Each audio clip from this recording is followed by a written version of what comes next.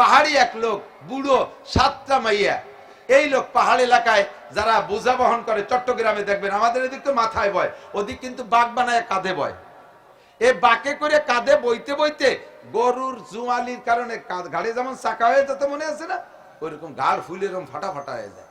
এই লোক বুড়ো 7 মেয়ের বাপ জঙ্গলের মধ্যে আজকে যাইয়া হাই ছাড়ছে, আর কত কাল কাটকেটে খাবো।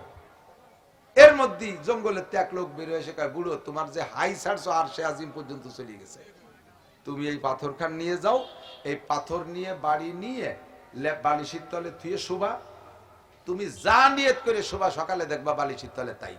50 টাকা নিয়ত করে শোভা 50, 100 টাকা নিয়ত করে শোভা 100, সোনা নিয়ত করে শোভা সোনা, যা নিয়ত করে শোভা তাই পাবা। বুড়ো খুশি থেকে আল্লাহ তোরে বাঁচায় হোক বাবা, দে পাথর। পাথর নিয়ে রওনা দিছে।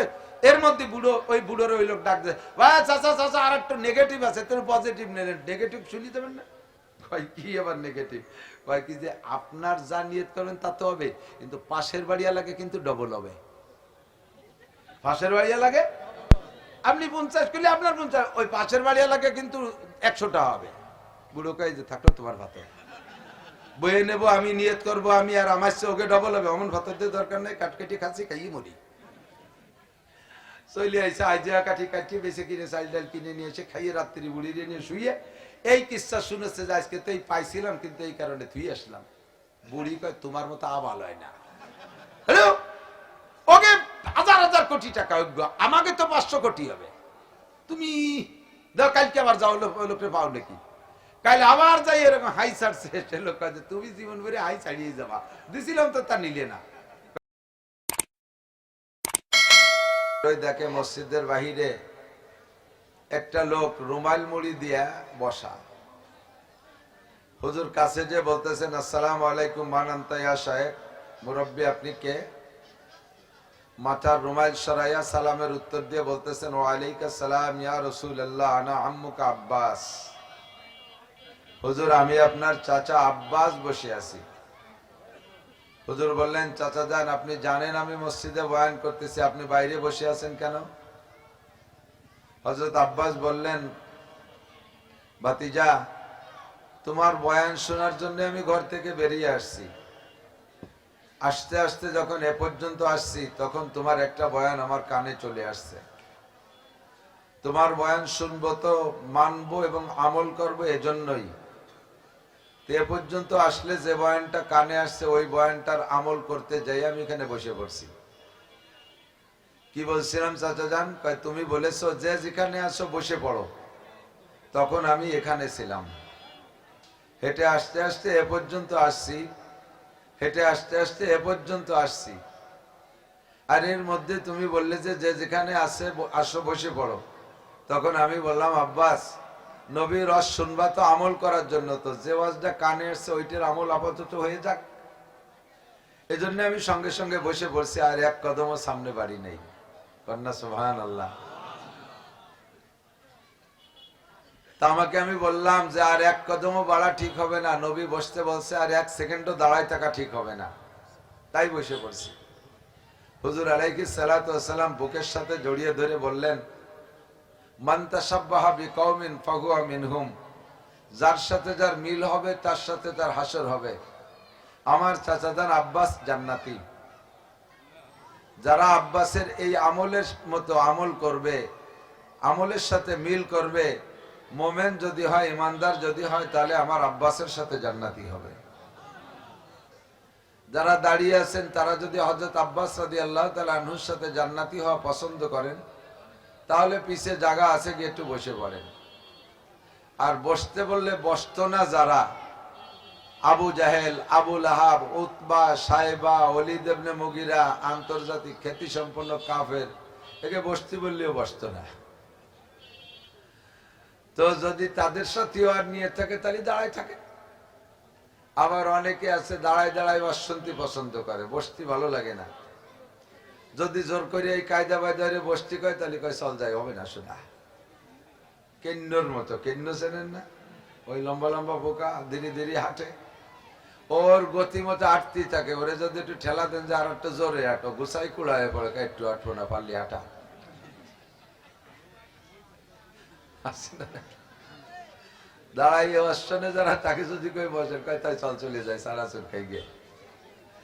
আল্লাহ হেফাজত করুক, সবাই বোঝার তৌফিক দান করুন।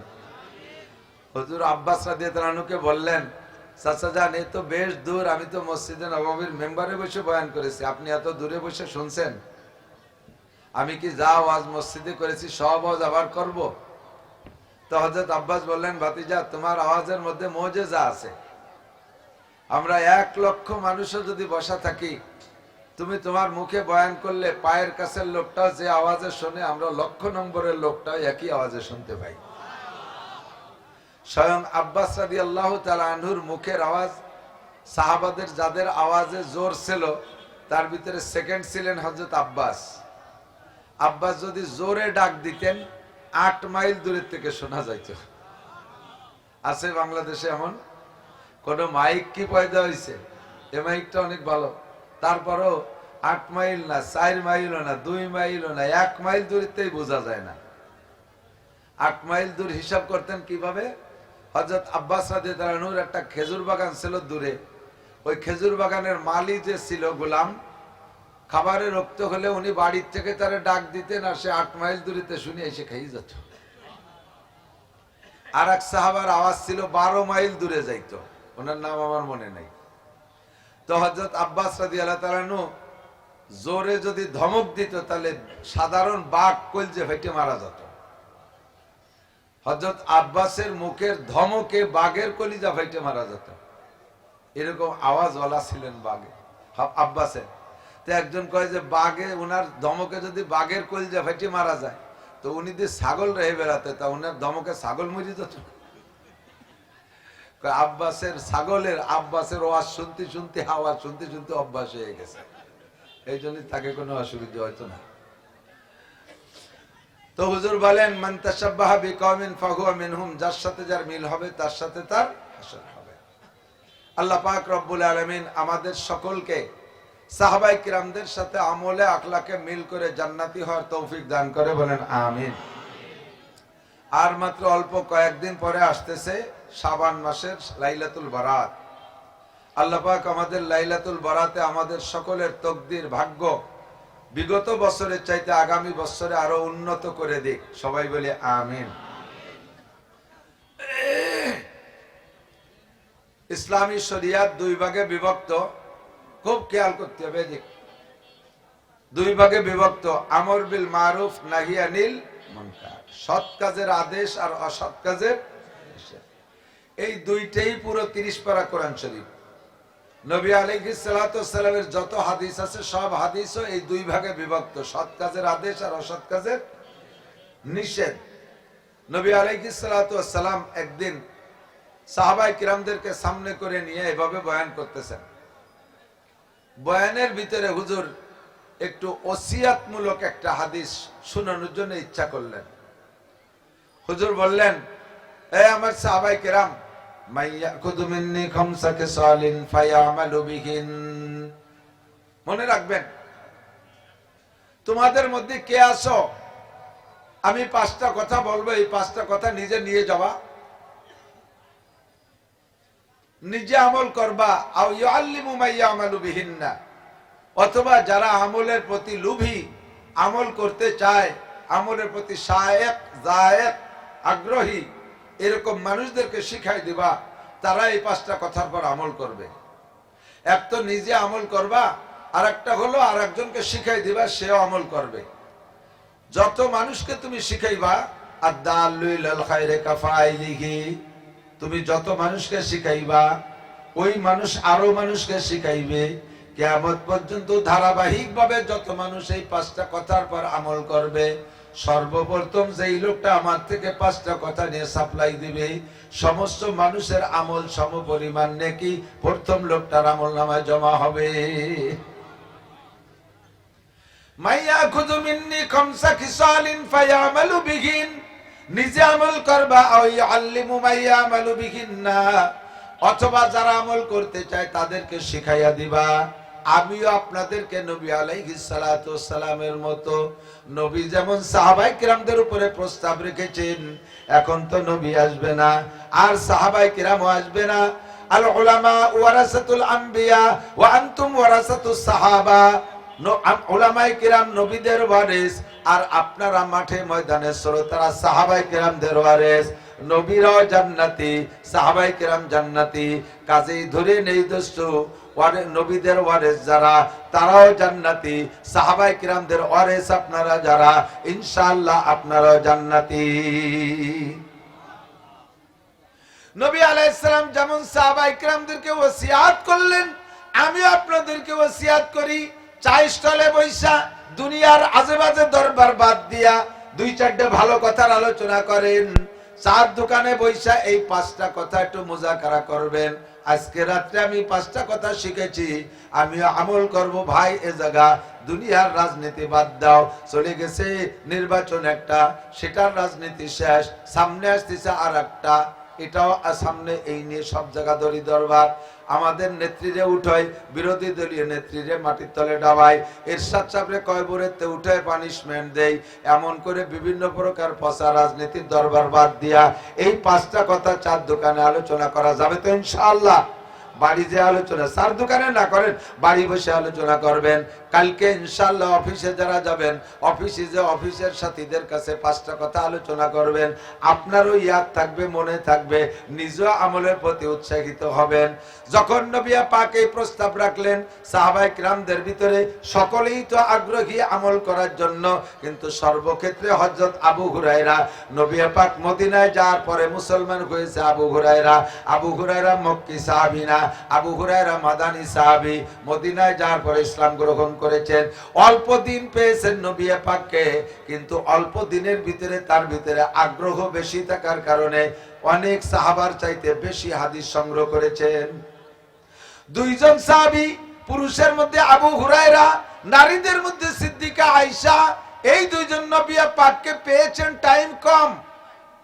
আয়েশা মাত্র পাইছেন 9 বছর। কয় বছর?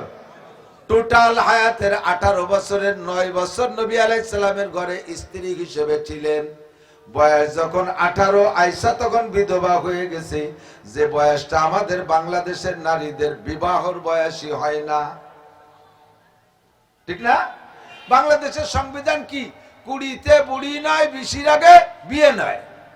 আয়েশা 18তে বিধবা হয়ে গেছে, 9 বছর স্বামীর ঘর করার পরে 18তে বিধবা হয়ে গেছে, আর বিয়ের বয়স হতে আরো 2 বছর বাকি। আমাদের দেশের মেয়েরা তো আল্লাহ বাসালি বতি হয় না, সারা জীবন কষি। তাই গহরডাঙ্গার রুহুল আমিন সাহেব হুজুরের একটা গল্প মনে পড়ে গেছে। হুজুর কয়, মিয়া গেছি এক জায়গায় মাহফিলে, সে সময় হুজুরেরও গাড়ি নেই, এখন না সব বক্তার গাড়ি হয়ে গেছে। রাত্রে মাহফিল শেষ করে থেকে যাইতো, সকালবেলা বক্তা বাচ্চা দিয়ে যেত, আবু লোকতে খাইয়ে দিয়ে তারপরে বেরোয় আসতো হাদিয়া তো বানিয়ে। তো হুজুর কয় রইছি, তো থাকছি যে বাড়ি, এক বড় লোকের বাড়ি, খুব আলিশান বিল্ডিং, আরামে রইছি। সকালবেলা নাস্তা পানি খাওয়ার পরে বেরোবো, এর মধ্যে বাড়িওয়ালা বড় মানুষ, সে বলতেছে, হুজুর আমার কষি রেড একটু জাগিয়ে দিয়ে জানো, শরীরটা টিকতেছে না, ওর স্বাস্থ্য খারাপ হয়ে যায়, কষি একটু জাগিয়ে দিয়ে যায়। তো হুজুর মনে হচ্ছে কষি মানে বয়সে কষি, ছোট জালি, কষি মানে জালি না, গোপালগঞ্জে ভাষা কি, কষি মানে জালি।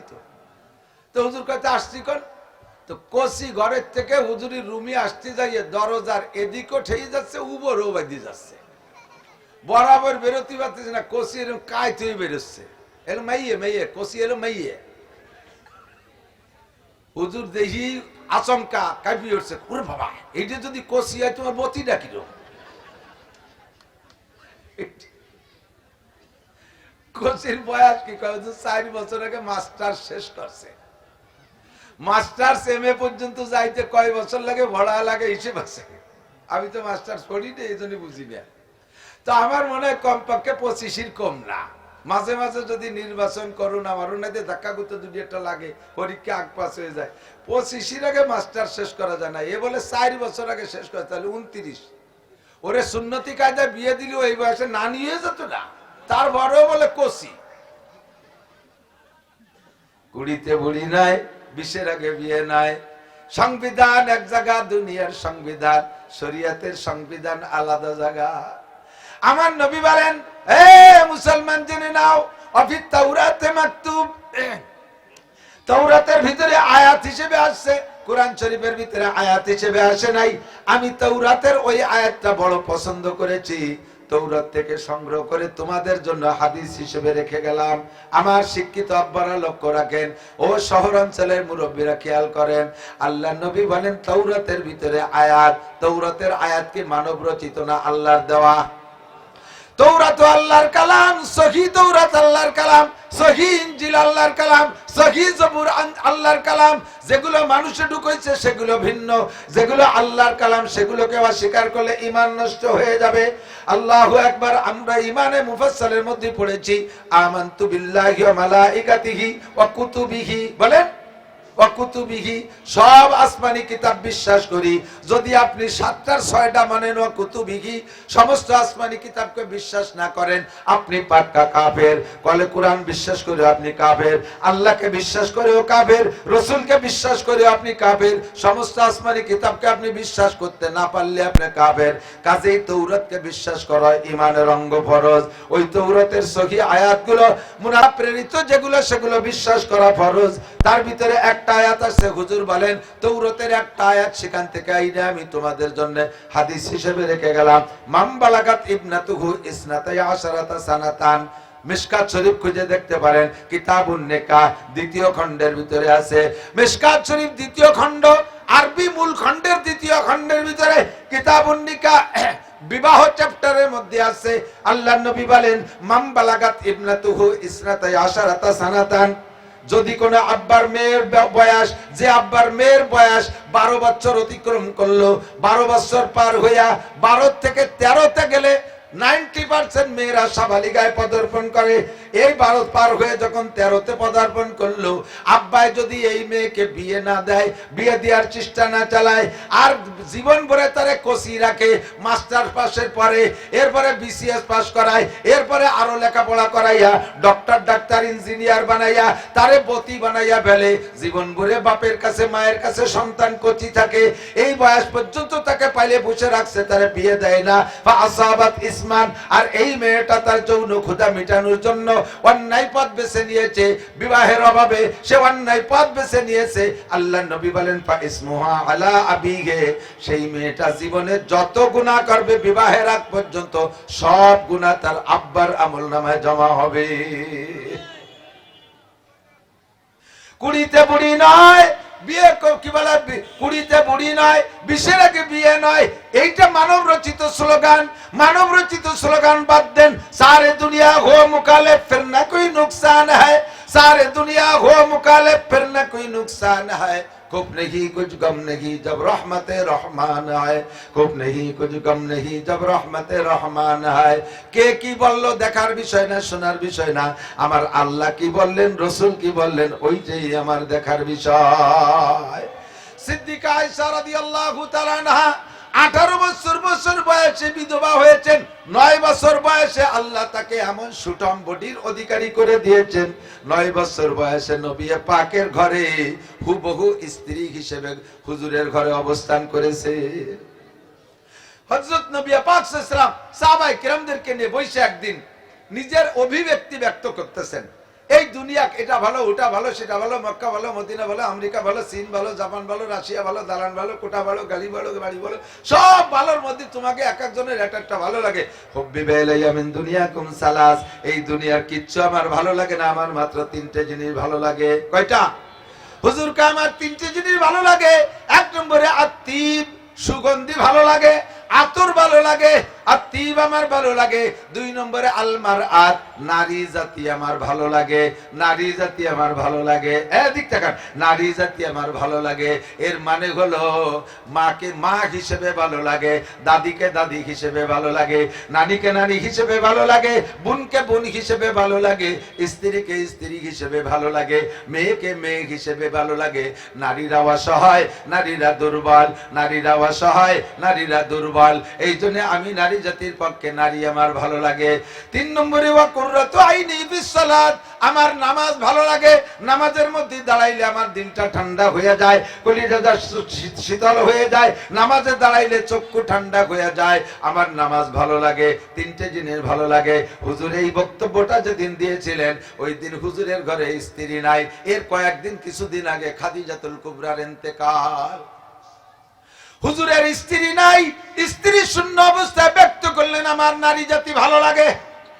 অন্য যারা আছে তাদেরকে তো তাদের কায়দায় ভালো লাগে, কিন্তু স্ত্রী ভালো লাগে, সেই স্ত্রী তো ঘরে নাই।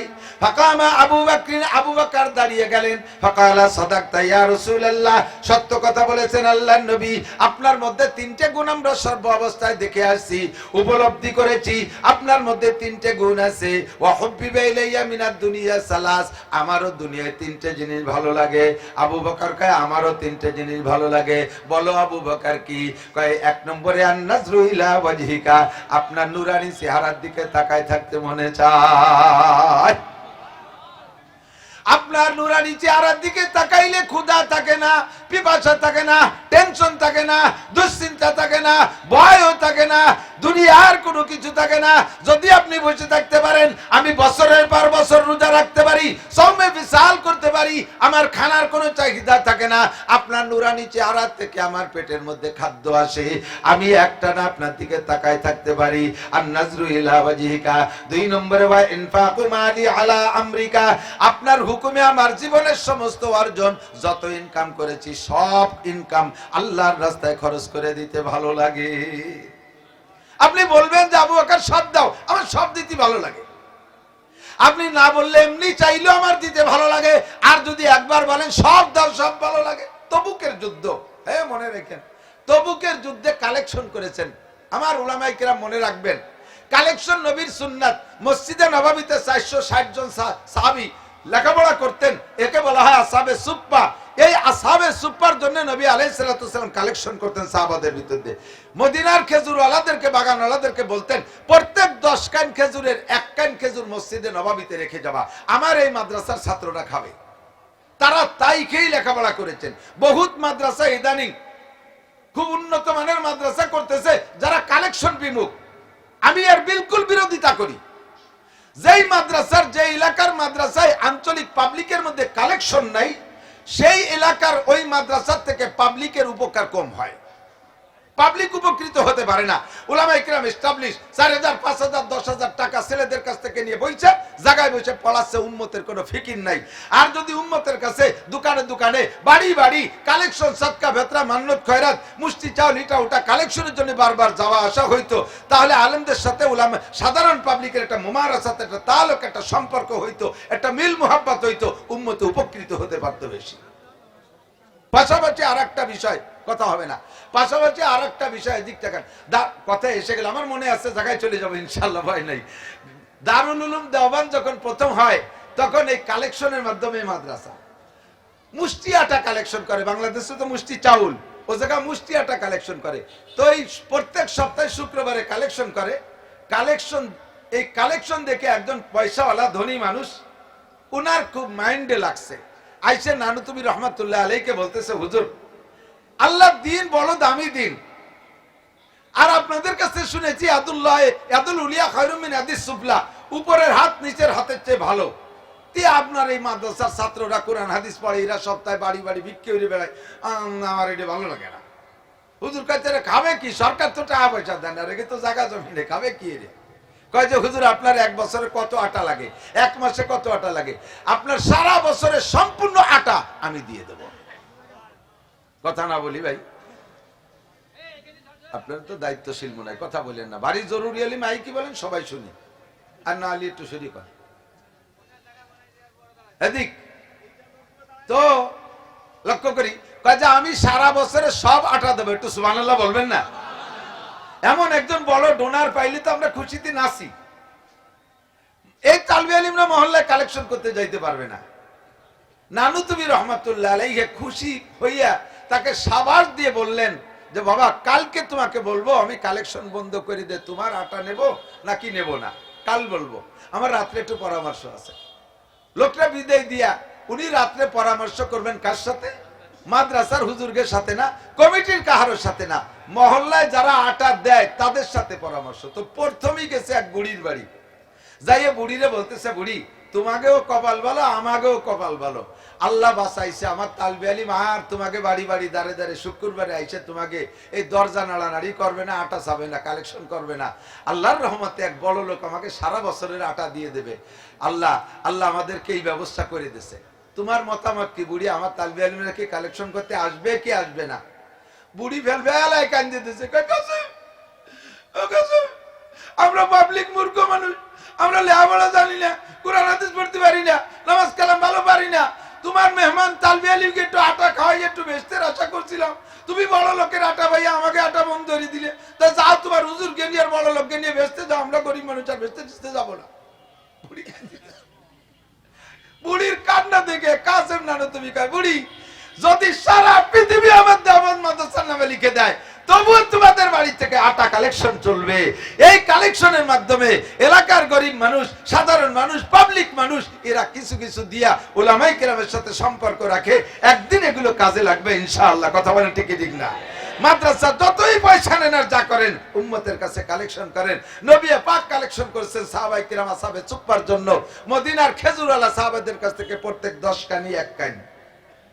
তবুকের যুদ্ধ এসে গেছে, হুজুর কালেকশন করবেন, বিশাল খরচ, সামনে বড় যুদ্ধ। হুজুর বলে, এই তবুকের যুদ্ধে কে কি দিবা কোনো ধরা বান্ধা নাই। আজকে হযরত উসমান রাদিয়াল্লাহু আনহু কয়, হ্যাঁ আবু বকরের সাথে কোনোদিন পারি না, আজকে মুরব্বিরে পিছে ফেলাবো। কারণ উসমানের পয়সা আছে, উসমানের বিশাল সম্পদ। শাম থেকে উসমানের মালবাহী উট রওনা দিছে, একটা উটের লেজ আর একটা উটের মুখ, এভাবে একের পর এক প্রত্যেকটা উট মালবাহী। সামনের উটটা মদিনায় চলে আইছে, পিছনের উটটা এখনো শাম ছাড়তে পারে নাই, সিরিয়া ছাড়তে পারে নাই। এরকম এক রুটে না, বহু রুটে হযরত উসমানের ব্যবসা। তাহলে কি পরিমাণ মাল হযরত উসমানের। উসমান কয়, আবু বকরের সাথে কোনো জায়গা পারি না, নামাজে পারি না, রোজায় পারি না, হিজরতে পারলাম না, কোনো তাই পারি না, আজকেই খেলা হবে। উনি কয়, হুজুর আমার টোটাল সম্পদের 3 ভাগের 1 ভাগ তবুকের যুদ্ধে দান করে দিলাম। কি পরিমাণ মাল হতে পারে? তারিখের কিতাবে লেখে, এক উসমানের এই 3 ভাগের 1 ভাগ মালে যে পরিমাণ মাল হয়েছে তবুকের যুদ্ধের মতো 10টা যুদ্ধ সম্পূর্ণ খরচ বহন করতে পারে, এত পরিমাণ হয়েছে। তো হযরত উসমান দিয়ে তো খুশিতে একটু আনন্দিত। এরপরে হযরত ওমর বলতেছে, উসমানের যা আছে ওর তো আমাকে কেনির কোনাও নাই, তো হুজুর আমি কি দেব, একটু বাড়িতে আসি। হযরত আবু ওমর বাড়ি যাইয়া পুরো যা আছে সম্পূর্ণ মাল ভাগ কইরা অর্ধেক নিয়ে আইছে। 2 বাপ বেটার লুঙ্গি দিয়ে বান্ধা 2 টুল্লা, 2 বাপ বেটার মাথা 2 টুল্লা হয়েছে। আইনের খুলিয়ে দিয়েছে, দেখে যে সব জিনিসের অর্ধেক অর্ধেক, প্লেট আছে ভাগ করা, ডিশ আছে ভাগ করা, হাড়িও আছে, চামচ আছে, 10 মাইলও নিয়ে আইছে অর্ধেক। 10 মাইল ছিলেন তো হাড়ি বাজে বাজে একটা অর্ধেক দিয়ে দিয়েছে হযরত ওমর। এবার হযরত আবু বকর কা, হুজুর আমি বাড়িতে আসি। হযরত আবু বকর বাড়ি যাইয়া বাড়ির সবাইরে কইছে, যার যার পরনের কাপড়টা পরো আর বাকি যা আছে সব খুলে লুঙ্গির মধ্যে দাও। পুরো সংসারে যা গুছাইছে তাতে আবু বকরের 1 লুঙ্গির 1 টুল্লা হইছে। জি নেই চামচ খুন্তি মুন্তি যা আছে খিটুনি মিটুনি সব দিয়ে 1 টুল্লা হইছে। আইনি সামনে দেখে যে সংসারে সব নিয়ে আইছে। হুজুরকে আবু বকরে কি করছে, বাড়ি কি আছে? হযরত আবু বকর কয়, तमाम दुनिया देख के भी सब रह गए मेरे लिए, तमाम दुनिया देख के भी सब रह गए मेरे लिए, एक खुदा मेरे लिए, एक मुस्तफा मेरे लिए, एक खुदा मेरे लिए, एक मुस्तफा मेरे लिए। সংসারের কিচ্ছু রাখি নাই, পরনের কাপড় ছাড়া কিচ্ছু রাখি নাই, আমার সব আমি নিয়ে আসছি। বাড়ি রাখলেন কি? সব কিছু দেওয়ার পরে আমার সব রয়ে গেছে। এক খুদা মেরে লিয়ে, এক মুস্তাফা মেরে লিয়ে। এই দানের কারণে যদি এক আল্লাহ আমার হয়ে যায়, মুহাম্মদুর রাসূলুল্লাহ যদি আমার হয়ে যায়, তাহলে দিন দুনিয়ার সবই আমার আছে। জোরে কন্না সুবহানাল্লাহ। ও দোস্ত, আবু বকরের মাল 1 লুঙ্গির 1 টুল্লা, ওমরের মাল অর্ধেকে 2 লুঙ্গির 2 টুল্লা, আর হযরত উসমানের 3 ভাগের 1 ভাগে তবুকের যুদ্ধের মতো 10টা যুদ্ধ পরিচালনা পরিমাণ সম্পত্তি। এবার আপনারা বলেন তো সবচেয়ে বেশি দেশে কে? আবু বকর পার্সেন্টে যান, পার্সেন্টে এখন তো পার্সেন্টের অঙ্ক চলে, পার্সেন্টে আবু বকর 100 দিয়ে দিয়েছে, ওমর সেকেন্ড সে দিয়েছে 50 অর্ধেক, আর হযরত উসমান যতই বেশি দিক 3 ভাগের 1 ভাগ, ঠিক না? হযরত আলী কয় আমি কি দেব, আমার কিছুই নাই, আলীর আর কিছু নাই। আলী কয় আমি আমারে দিয়ে দিলাম, আমি আমাকে দিয়ে দিলাম সম্পূর্ণ। 4 জনের 4 আমল, ঠিক না? 4 জনের 4 আমল। হযরত আলী রাদিয়াল্লাহু তাআলা নূর ছেলে হযরত হুসাইন রাদিয়াল্লাহু তাআলা নূর কারবালার ময়দানে যিনি শহীদ হয়েছেন, হযরত হুসাইন কারবালার ময়দান পর্যন্ত, কারবালার ময়দান পর্যন্ত এই 4 বুজুর্গের 4টা আমলের সুন্নতের পর আমল করেছেন। ওনার একবার সম্পূর্ণ সম্পদ যা হয়েছিল ওইগুলো সব আল্লাহর রাস্তায় দান করে দিয়েছে। কয় যে আবু বকর সব দান করে দিয়েছে, আমি আবু বকরের সুন্নতের অনুসরণ কইরা আমার টোটাল ইনকাম সব আল্লাহর রাস্তায় দান করে দিলাম। আবার ইনকাম শুরু করছে, কিছুদিন যাইতে যাইতে যা ইনকাম হইছে এবার তা অর্ধেক কইরা, অর্ধেক আল্লাহর রাস্তায় দান করে আর অর্ধেক রেখে দিয়ে কয় এবার আমি হযরত ওমরের সুন্নতের পর আমল করলাম। তবুকের যুদ্ধে ওমর অর্ধেক দিয়েছিল, আমি আজকে অর্ধেক দিয়ে দিলাম। কিছুদিন যাওয়ার পরে যা ইনকাম করেছে ওইটারে 3 ভাগ কইরা, এবার 3 ভাগের 1 ভাগ আল্লাহর রাস্তায় দান করে দিয়ে কয় আমি এবার হযরত উসমানের সুন্নতের পর আমল করলাম। উনি তবুকের যুদ্ধে 3 ভাগের 1 ভাগ দিয়েছিলেন। এবার কারবালার ময়দানে যাওয়ার সময় সবাই উনারে ঠেকায়, সাথীরা সাহাবায়ে কিরাম অধিকাংশ উনারে ঠেকাইছে, যাইতে দেয় না। কয় হুজুর আপনি টিকবেন না, আপনারে মেরে ফেলবে। কয় আমি আমার আব্বার সুন্নতের পর আমলে যাইতেছি।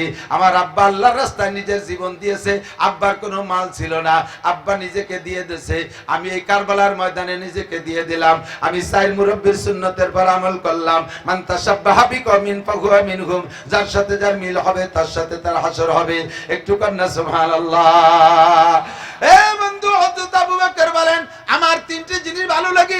1 নম্বরে আন-নাযরু ইলা ওয়াজহিকা, আপনার নুরানি চেহারা দেখতে ভালো লাগে। 2 নম্বরে ওয়া ইনফাকু মালি আলা আমরিকা, আপনার হুকুমে সমস্ত মাল আল্লাহর রাস্তায় দান করে দিতে ভালো লাগে। 3 নম্বরে আইয়াকুনা বিনতি ফি বাইতিক, 3 নম্বরে ভালো লাগে আমার একটা মেয়ে যদি আপনার স্ত্রী বানায় দিতে পারতাম। আপনি যে নারী জাতি পছন্দ করেন, অন্য সব নারী যা আছে, স্ত্রী নারী আপনার ঘরে নাই, এই গ্যাপটা যদি আমার একটা কন্যা দিয়ে পূরণ করে দিতে পারতাম তাহলে আমার দিলটা ঠান্ডা হইতো। দিনের বেলা আবু বকর এই প্রস্তাব রেখেছেন, রাতের বেলা হযরত নবী পাক স্বপ্নে দেখতেছেন ফাজা জিবরাইল, জিবরিল আলাইহিস সালাম আসছে। মিশকাত শরীফের ভিতরে দেখবেন, হাদিসের সব কিতাবের মধ্যে আছে, জিবরিল আলাইহিস সালাতু ওয়াস সালাম একটা রেশমি কাপড়ের গায়ে একটা মেয়ের ছবি আইকা, একটা মেয়ের ছবি বানাইয়া নবী পাককে দেখাইতেছেন, ইয়া রাসূলুল্লাহ তারিফু মান হাযিহি, হুজুর এই মেয়েটারে চেনেন? হুজুর বলতেছে না, চেনা চেনা তো মনে হয় সাতাকুনু বিনতে আবি বকরিন আয়েশা, আবু বকরের মেয়ে আয়েশার মতো মনে হয়। কলা সাদাক্তা, জি হুজুর আয়েশা। আজকে রাতে এতটুকু দেখা করাইয়া চলে গেছে, আর কথা বলাই নাই। দ্বিতীয় রাতে আবার দেখাইছে, তৃতীয় রাতে আবার দেখাইছে, কন্যা সুবহানাল্লাহ। তৃতীয় রাতে দেখানোর পরে এবার হযরত জিবরিল আলাইহিস সালাম নিজেই রায়বাড়ি করতেছেন, ঘটকালি করতেছেন, ইয়া রাসূলুল্লাহ তুহিব্বুহা, হুজুর মেয়েটারে কি পছন্দ হয়? হুজুর বললেন কয়লা নাম, পছন্দ তো হয়, ওয়ালাকিন্নাহা সুগরা, বয়স তো কম, মাত্র 6 বছর। কয় বছর?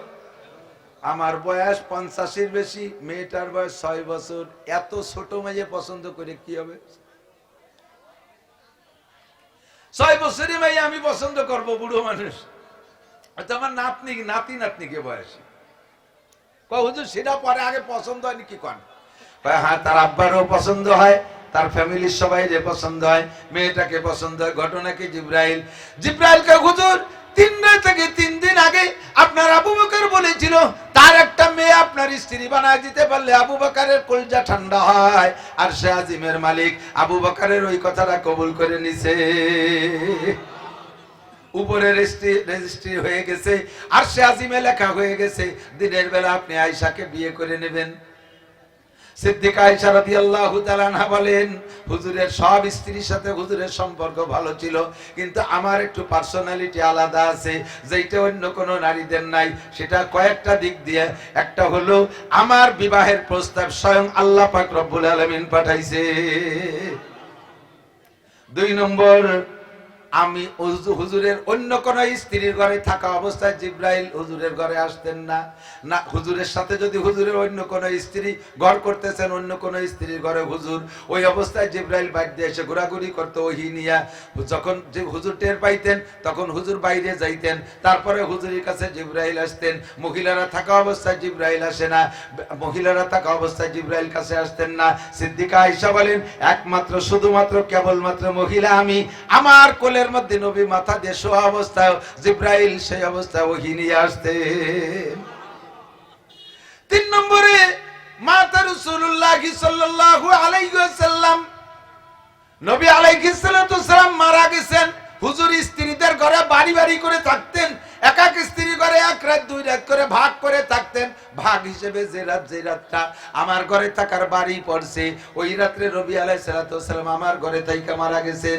3 নম্বর 4 নম্বর হলো মাতা রাসূলুল্লাহ সাল্লাল্লাহু আলাইহি ওয়াসাল্লাম রাসূ বাইনা হাকেনাতি ওয়া জাকেনাতি, আল্লাহর নবী যখন মারা যান হুজুরের মাথাটা আমার থুতি আর হলকমের মাঝখানে, আমার বুকের সাথে আল্লাহর নবী টেক লাগাইয়া বসা, আর আমার হুজুরের মাথাটা আমার হলকমের উপরে, আমি বুকের উপরে হাত দিয়ে জড়িয়ে ধরে রাখছি, গাড় গাড় করে সেলেচা হচ্ছে।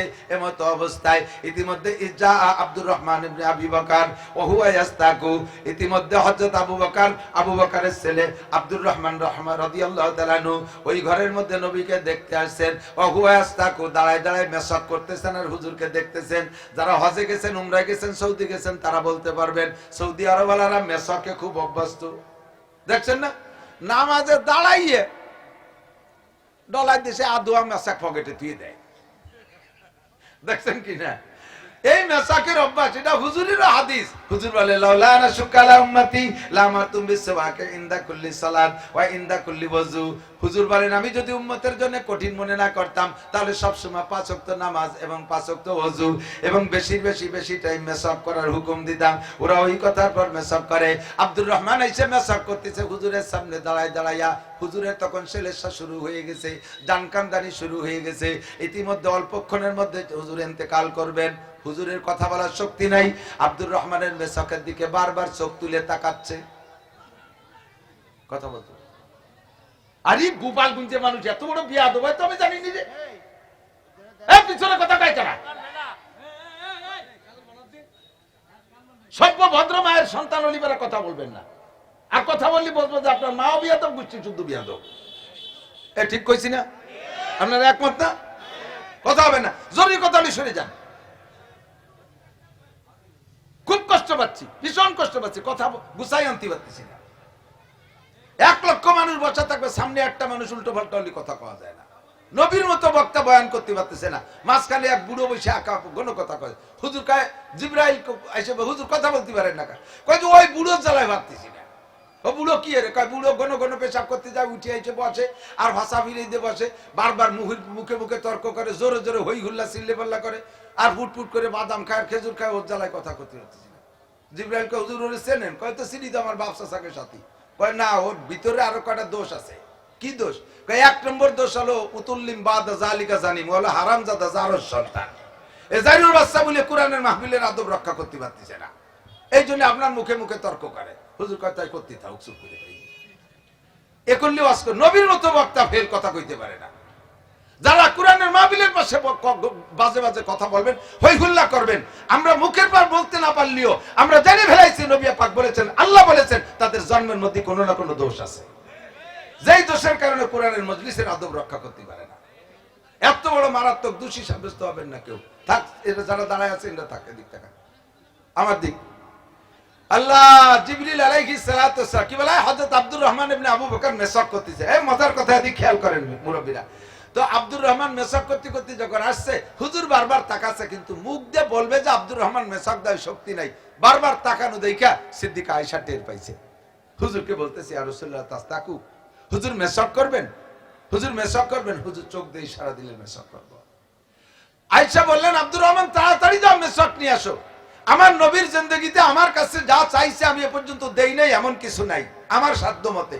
আজকে মরণকালে হুজুরকে যদি মেসক না দিতে পারি, আমার এই শোক আমি মিটাইতে পারবো না।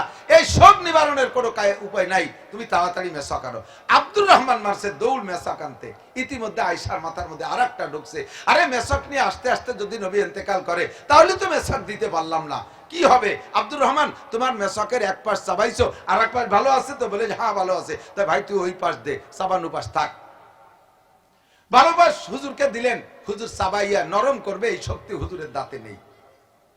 হুজুর ইশারা করলেন, আয়েশা তুমি চাবাই দাও। হযরত আয়েশা মেসক চাবাইয়া আব্দুর রহমানকে বললেন, আব্দুর রহমান পানি আন, তাড়াতাড়ি ধুয়ে দেই। মেসক চাবাইলে লালা যায় না মেসকের মধ্যে, এটা তো ঘৃণা করাই স্বাভাবিক একজনের মেসক আর একজনের। তাড়াতাড়ি যা পানি আন। আব্দুর রহমান পানি আনতে রওনা দিছে। হুজুর বলতেছে, হুজুর ইশারা করে বলেন, আয়েশা মেসক ধুইও না, ওই অবস্থায় দাও। সিদ্দিকা আয়েশা বলেন, মাতা রাসূলুল্লাহ সাল্লাল্লাহু আলাইহি ওয়াসাল্লাম কত বাকারি কুহুমারি কি, নবী পাকের আমার পার্সোনালিটি যেগুলো, তার ভিতরে অন্যতম আরেকটা হলো, নবী যখন ইন্তেকাল করেছেন মরণকালে মৃত্যুর সময় আমার থুক আর রাসূলের থুক, আমার লালা আর আল্লাহর নবীর লালা মেসকের মাধ্যমে এক হয়ে গেছে নবী পাকের মুখের ভিতরে। হুজুর ওই অবস্থায় ওই মেসক করলেন, হাত নাড়ানো ক্ষমতা নাই। আয়েশাকে বললেন তুমি ডইলা দাও। এ পাশ থেকে ও পাশে নিয়ে 3 বার মেসক করতে করতে ইতিমধ্যে আল্লাহ নবী উপর দিক তাকাইয়া একবার বলে উঠলেন, 3 বার বললেন, আল্লাহুম্মা রফিকাল আলা, আল্লাহুম্মা রফিকাল আলা, আল্লাহুম্মা রফিকাল আলা। এই কথা বলার পরে আর নবী নাই। নবী পাক ইন্তেকাল করলেন। মাত্র হায়াত পাইছে হযরত আয়েশা। নবী পাকের জীবদ্দশায় নবী পাকের ঘরে হায়াত পাইছে মাত্র 9 বছর। এরপর আয়েশা আরো বেঁচে ছিলেন, কিন্তু নবী পাকের সংসারে হুজুরের সাথে দাম্পত্যে হায়াত পেয়েছেন মাত্র 9 বছর। 9 বছর বয়সে স্ত্রী হিসেবে ঘরে ঢুকছেন, আর 9 বছর বয়সে 18 বছর বয়সে বিধবা হয়ে গেছে। এত অল্প বয়স ছিল আয়েশার। ছোট মানুষদের ঘুম বেশি, কারণ রাতের বেলা হুজুর যখন শেষ রাত্রে উঠতেন তাহাজ্জুদের নামাজ পড়তে, আমি তো একই বিছানায় শোয়া, হুজুর উঠে আমারে ডাকতেন মুহাব্বতের সাথে, আয়েশা করে ডাকতেন না, ইয়া আইশ। আইশ মানে আরাম। আইশ মানে কি? আমাকে এই আয়েশা না কয়ে আইশ করে ডাকতেন, হে আরাম, হে আরাম, মুহাব্বতের সাথে ডাকতেন, ইয়া আইশ। আমি কানে শব্দ যায়, কিন্তু ঘুমে জ্বালায় মুড়ামুড়ি উঠি না, খালি মুড়ামুড়ি করি। তো হুজুর ওযু বানায় আয়েশা, হুজুর ওযু বানায় আয়েশা, এরপরে আবার ডাকতেন, তাও উঠা উঠা ভাব দিয়ে বসেতে আবার শুয়ে পড়তাম। লাস্টে যখন নাই উঠতে চাচ্ছি, নবী আলাইহিস সালাম, এই মাদ্রাসার হুজুররা বিশেষ করে সব জায়গায় সবাই সবাই সবাই যাদের বাড়ির সন্তান আছে সকলে লক্ষ্য করবেন, লাকাদ কানা লাকুম ফি রাসূলিল্লাহি উসওয়াতুন হাসানা। আমার নবীর জিন্দেগীর প্রত্যেকটা মুহূর্ত উম্মতের জন্য উত্তম আদর্শ। নবী উম্মতকে সবকিছু শিক্ষা দিয়েছেন। আয়েশা, হুজুর আয়েশা ওযু বানায় যখন আয়েশাকে ডাকলে না উঠতেন, হযরত নবী পাকের হাতে যে ওযুর বানানো ভিজে পানি, এইটা হুজুর হযরত আয়েশার মুখের উপরে হালকা চটকা দিতেন, তাতে অনেকদিন উঠে যেতেন। এরপরেও যদি না উঠতো, 2 ফোঁটা পানি চোখের 2 কেনিতে হালকা করে ছেড়ে দিতেন। পানি তো একটু ফাঁকা পানি ঢুকে যায়, পানি যখন চোখের মধ্যে ঢুকে যাইতো তখন চোখের কষ কেটে যেত। আয়েশা কয় তারপরে আমি সজাগ হয়ে যেতাম। মানুষকে ঘুম থেকে উঠানোর সুন্নাত আমার নবী শিক্ষা দিয়েছেন। আমার মাদ্রাসার হুজুররা বিশেষ করে হাফেজ সাহেব, কারি সাহেবরা লক্ষ্য করবেন, মাদ্রাসার হুজুররা শেষ রাত্রি পোলাপান গুলো ঘুমাই থাকে। ঘুমের ভিতরে 2 ধরনের সজাগ করে। সামনে ডেস্ক আছে, বড় লাঠি একখান, ডেস্কের উপরে ঠাস ঠাস করে বাড়ি মারে। ঘুমের ভিতরে এই শব্দটা তার কাছে মনে হয় যেন ইসরায়েলির বোমা। অতর্কিত ভাবে এই শব্দ কানে গেলে ছেলেগুলো কিন্তু দেখবেন দিঘারা হয়ে যায়। মানুষ যখন ঘুমায়, আমি কি অপ্রয়োজনীয় কথা বলছি নাকি? মানুষ যখন ঘুমায় তখন রুহুটা ভিতরে থাকে, নফস উড়িয়ে চলে যায়।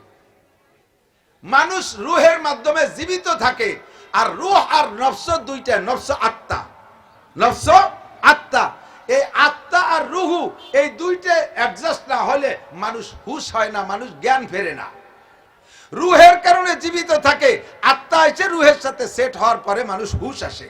দেখবেন আপনার ঘরে যদি বাচ্চা থাকে, প্র্যাকটিক্যালি দেখেন, আপনার ঘরে ছোট বাচ্চা আছে, রাতের বেলা আব্বা মারা বাচ্চাদেরকে দইরা বিছানাতে উঠোই নিয়ে, ওরে ডাকে ডোকে না, দইরে নিয়ে বাইরে নিয়ে বা বাথরুমের ভিতরে নিয়ে চেন খুলে দেয়, ফ্যান খুলে দেয়, ওই জায়গা বসেও পেশাব টেশাব করে, আবার আনিয়ে শোয়াই দিয়েছেন। সকালবেলা জিজ্ঞেস করে, তোরে রাত্রি 2 বার উঠে বাইরে নিয়ে পেশাব করাইছি জানিস? আমি কোনোদিনও উঠিনি। কারণ ওর রুহুতে পেশাব করছে, ওর নফস আইতে পারে নাই, ওর নফস চলে গেছে আমেরিকা। সে জায়গাতে জো বাইডেনের মাইয়ে বিয়ে হয়ে সংসার করে ফেলতেছে। এই নফস আর রুহু অ্যাডজাস্ট হওয়ার আগে মানুষ হুঁশ হয় না। হুজুররা ডেক্সে যখন বাড়ি মারে ঠাস ঠাস করে শব্দে লাফ দিয়ে উঠে যায়, ছেলেগুলো এরকম এরকম এরকম করতে থাকে, এতে ব্রেন খারাপ হয়ে যায়, এতে ব্রেন খারাপ হয়ে যায়। ঘরের দরজায় লাথি মারে, ঠাস ঠাস করে শব্দ করে, না উঠলে কান ধরে টান দিয়ে উঠে, হাত ধরে টান দিয়ে উঠে ফেলে। আপনি উস্তাদের যোগ্যই না, আপনার ভিতরে উস্তাদ হওয়ার যোগ্যতাই আসে নাই। আপনি ছেলেদেরকে উঠানোর নিয়ম জানেন না, নবী পাকের সুন্নতের তোয়াক্কা করেন না। কথা বলেন ঠিক ঠিক না? সুন্দর করে ভদ্রতার সাথে আস্তে আস্তে, বাবু ওঠো, বাবু ওঠো, আব্দুর রহমান ওঠো, আস্তে আস্তে মাথায় সুড়সুড়ি দেবেন, না উঠলে চোখের উপর একটা পানির শটকা দেন। যে এত মানুষের দেবো কে রে, আপনি আধা ঘন্টা আগে উঠে দিতে চান, যদি তা না থাকে স্প্রে কেনেন, আস্তে আস্তে করে দেন, সুন্নতি তরিকায় ছেলেগুলো বেরেন ভালো থাকবে। যা বলতে যে শরীরে চলে আসি, হযরত আয়েশা কয় আমার এমন ঘুম, এভাবে উঠতে চাইতাম না। দিনের বেলা যখন রুটি বানাবো বলে আটা সেন্তি গেছি, ছোট মানুষ তো, 9 বছরের মানুষের ঘুম বেশি, আটা সেন্সি হুজুরির জন্য রুটি বানাবো, আটা সেনা শেষ, কোন ফাঁকে আমি ঘুমাই গেছি তা মনে নাই, আটার মধ্যে হাত রেখে কাইতে ঘুমাই গেছে। সজাগ হয়ে দিয়ে যে সে ছাগলে হাতের আটা খাই চলে গেছে, তাও টের পাইনি।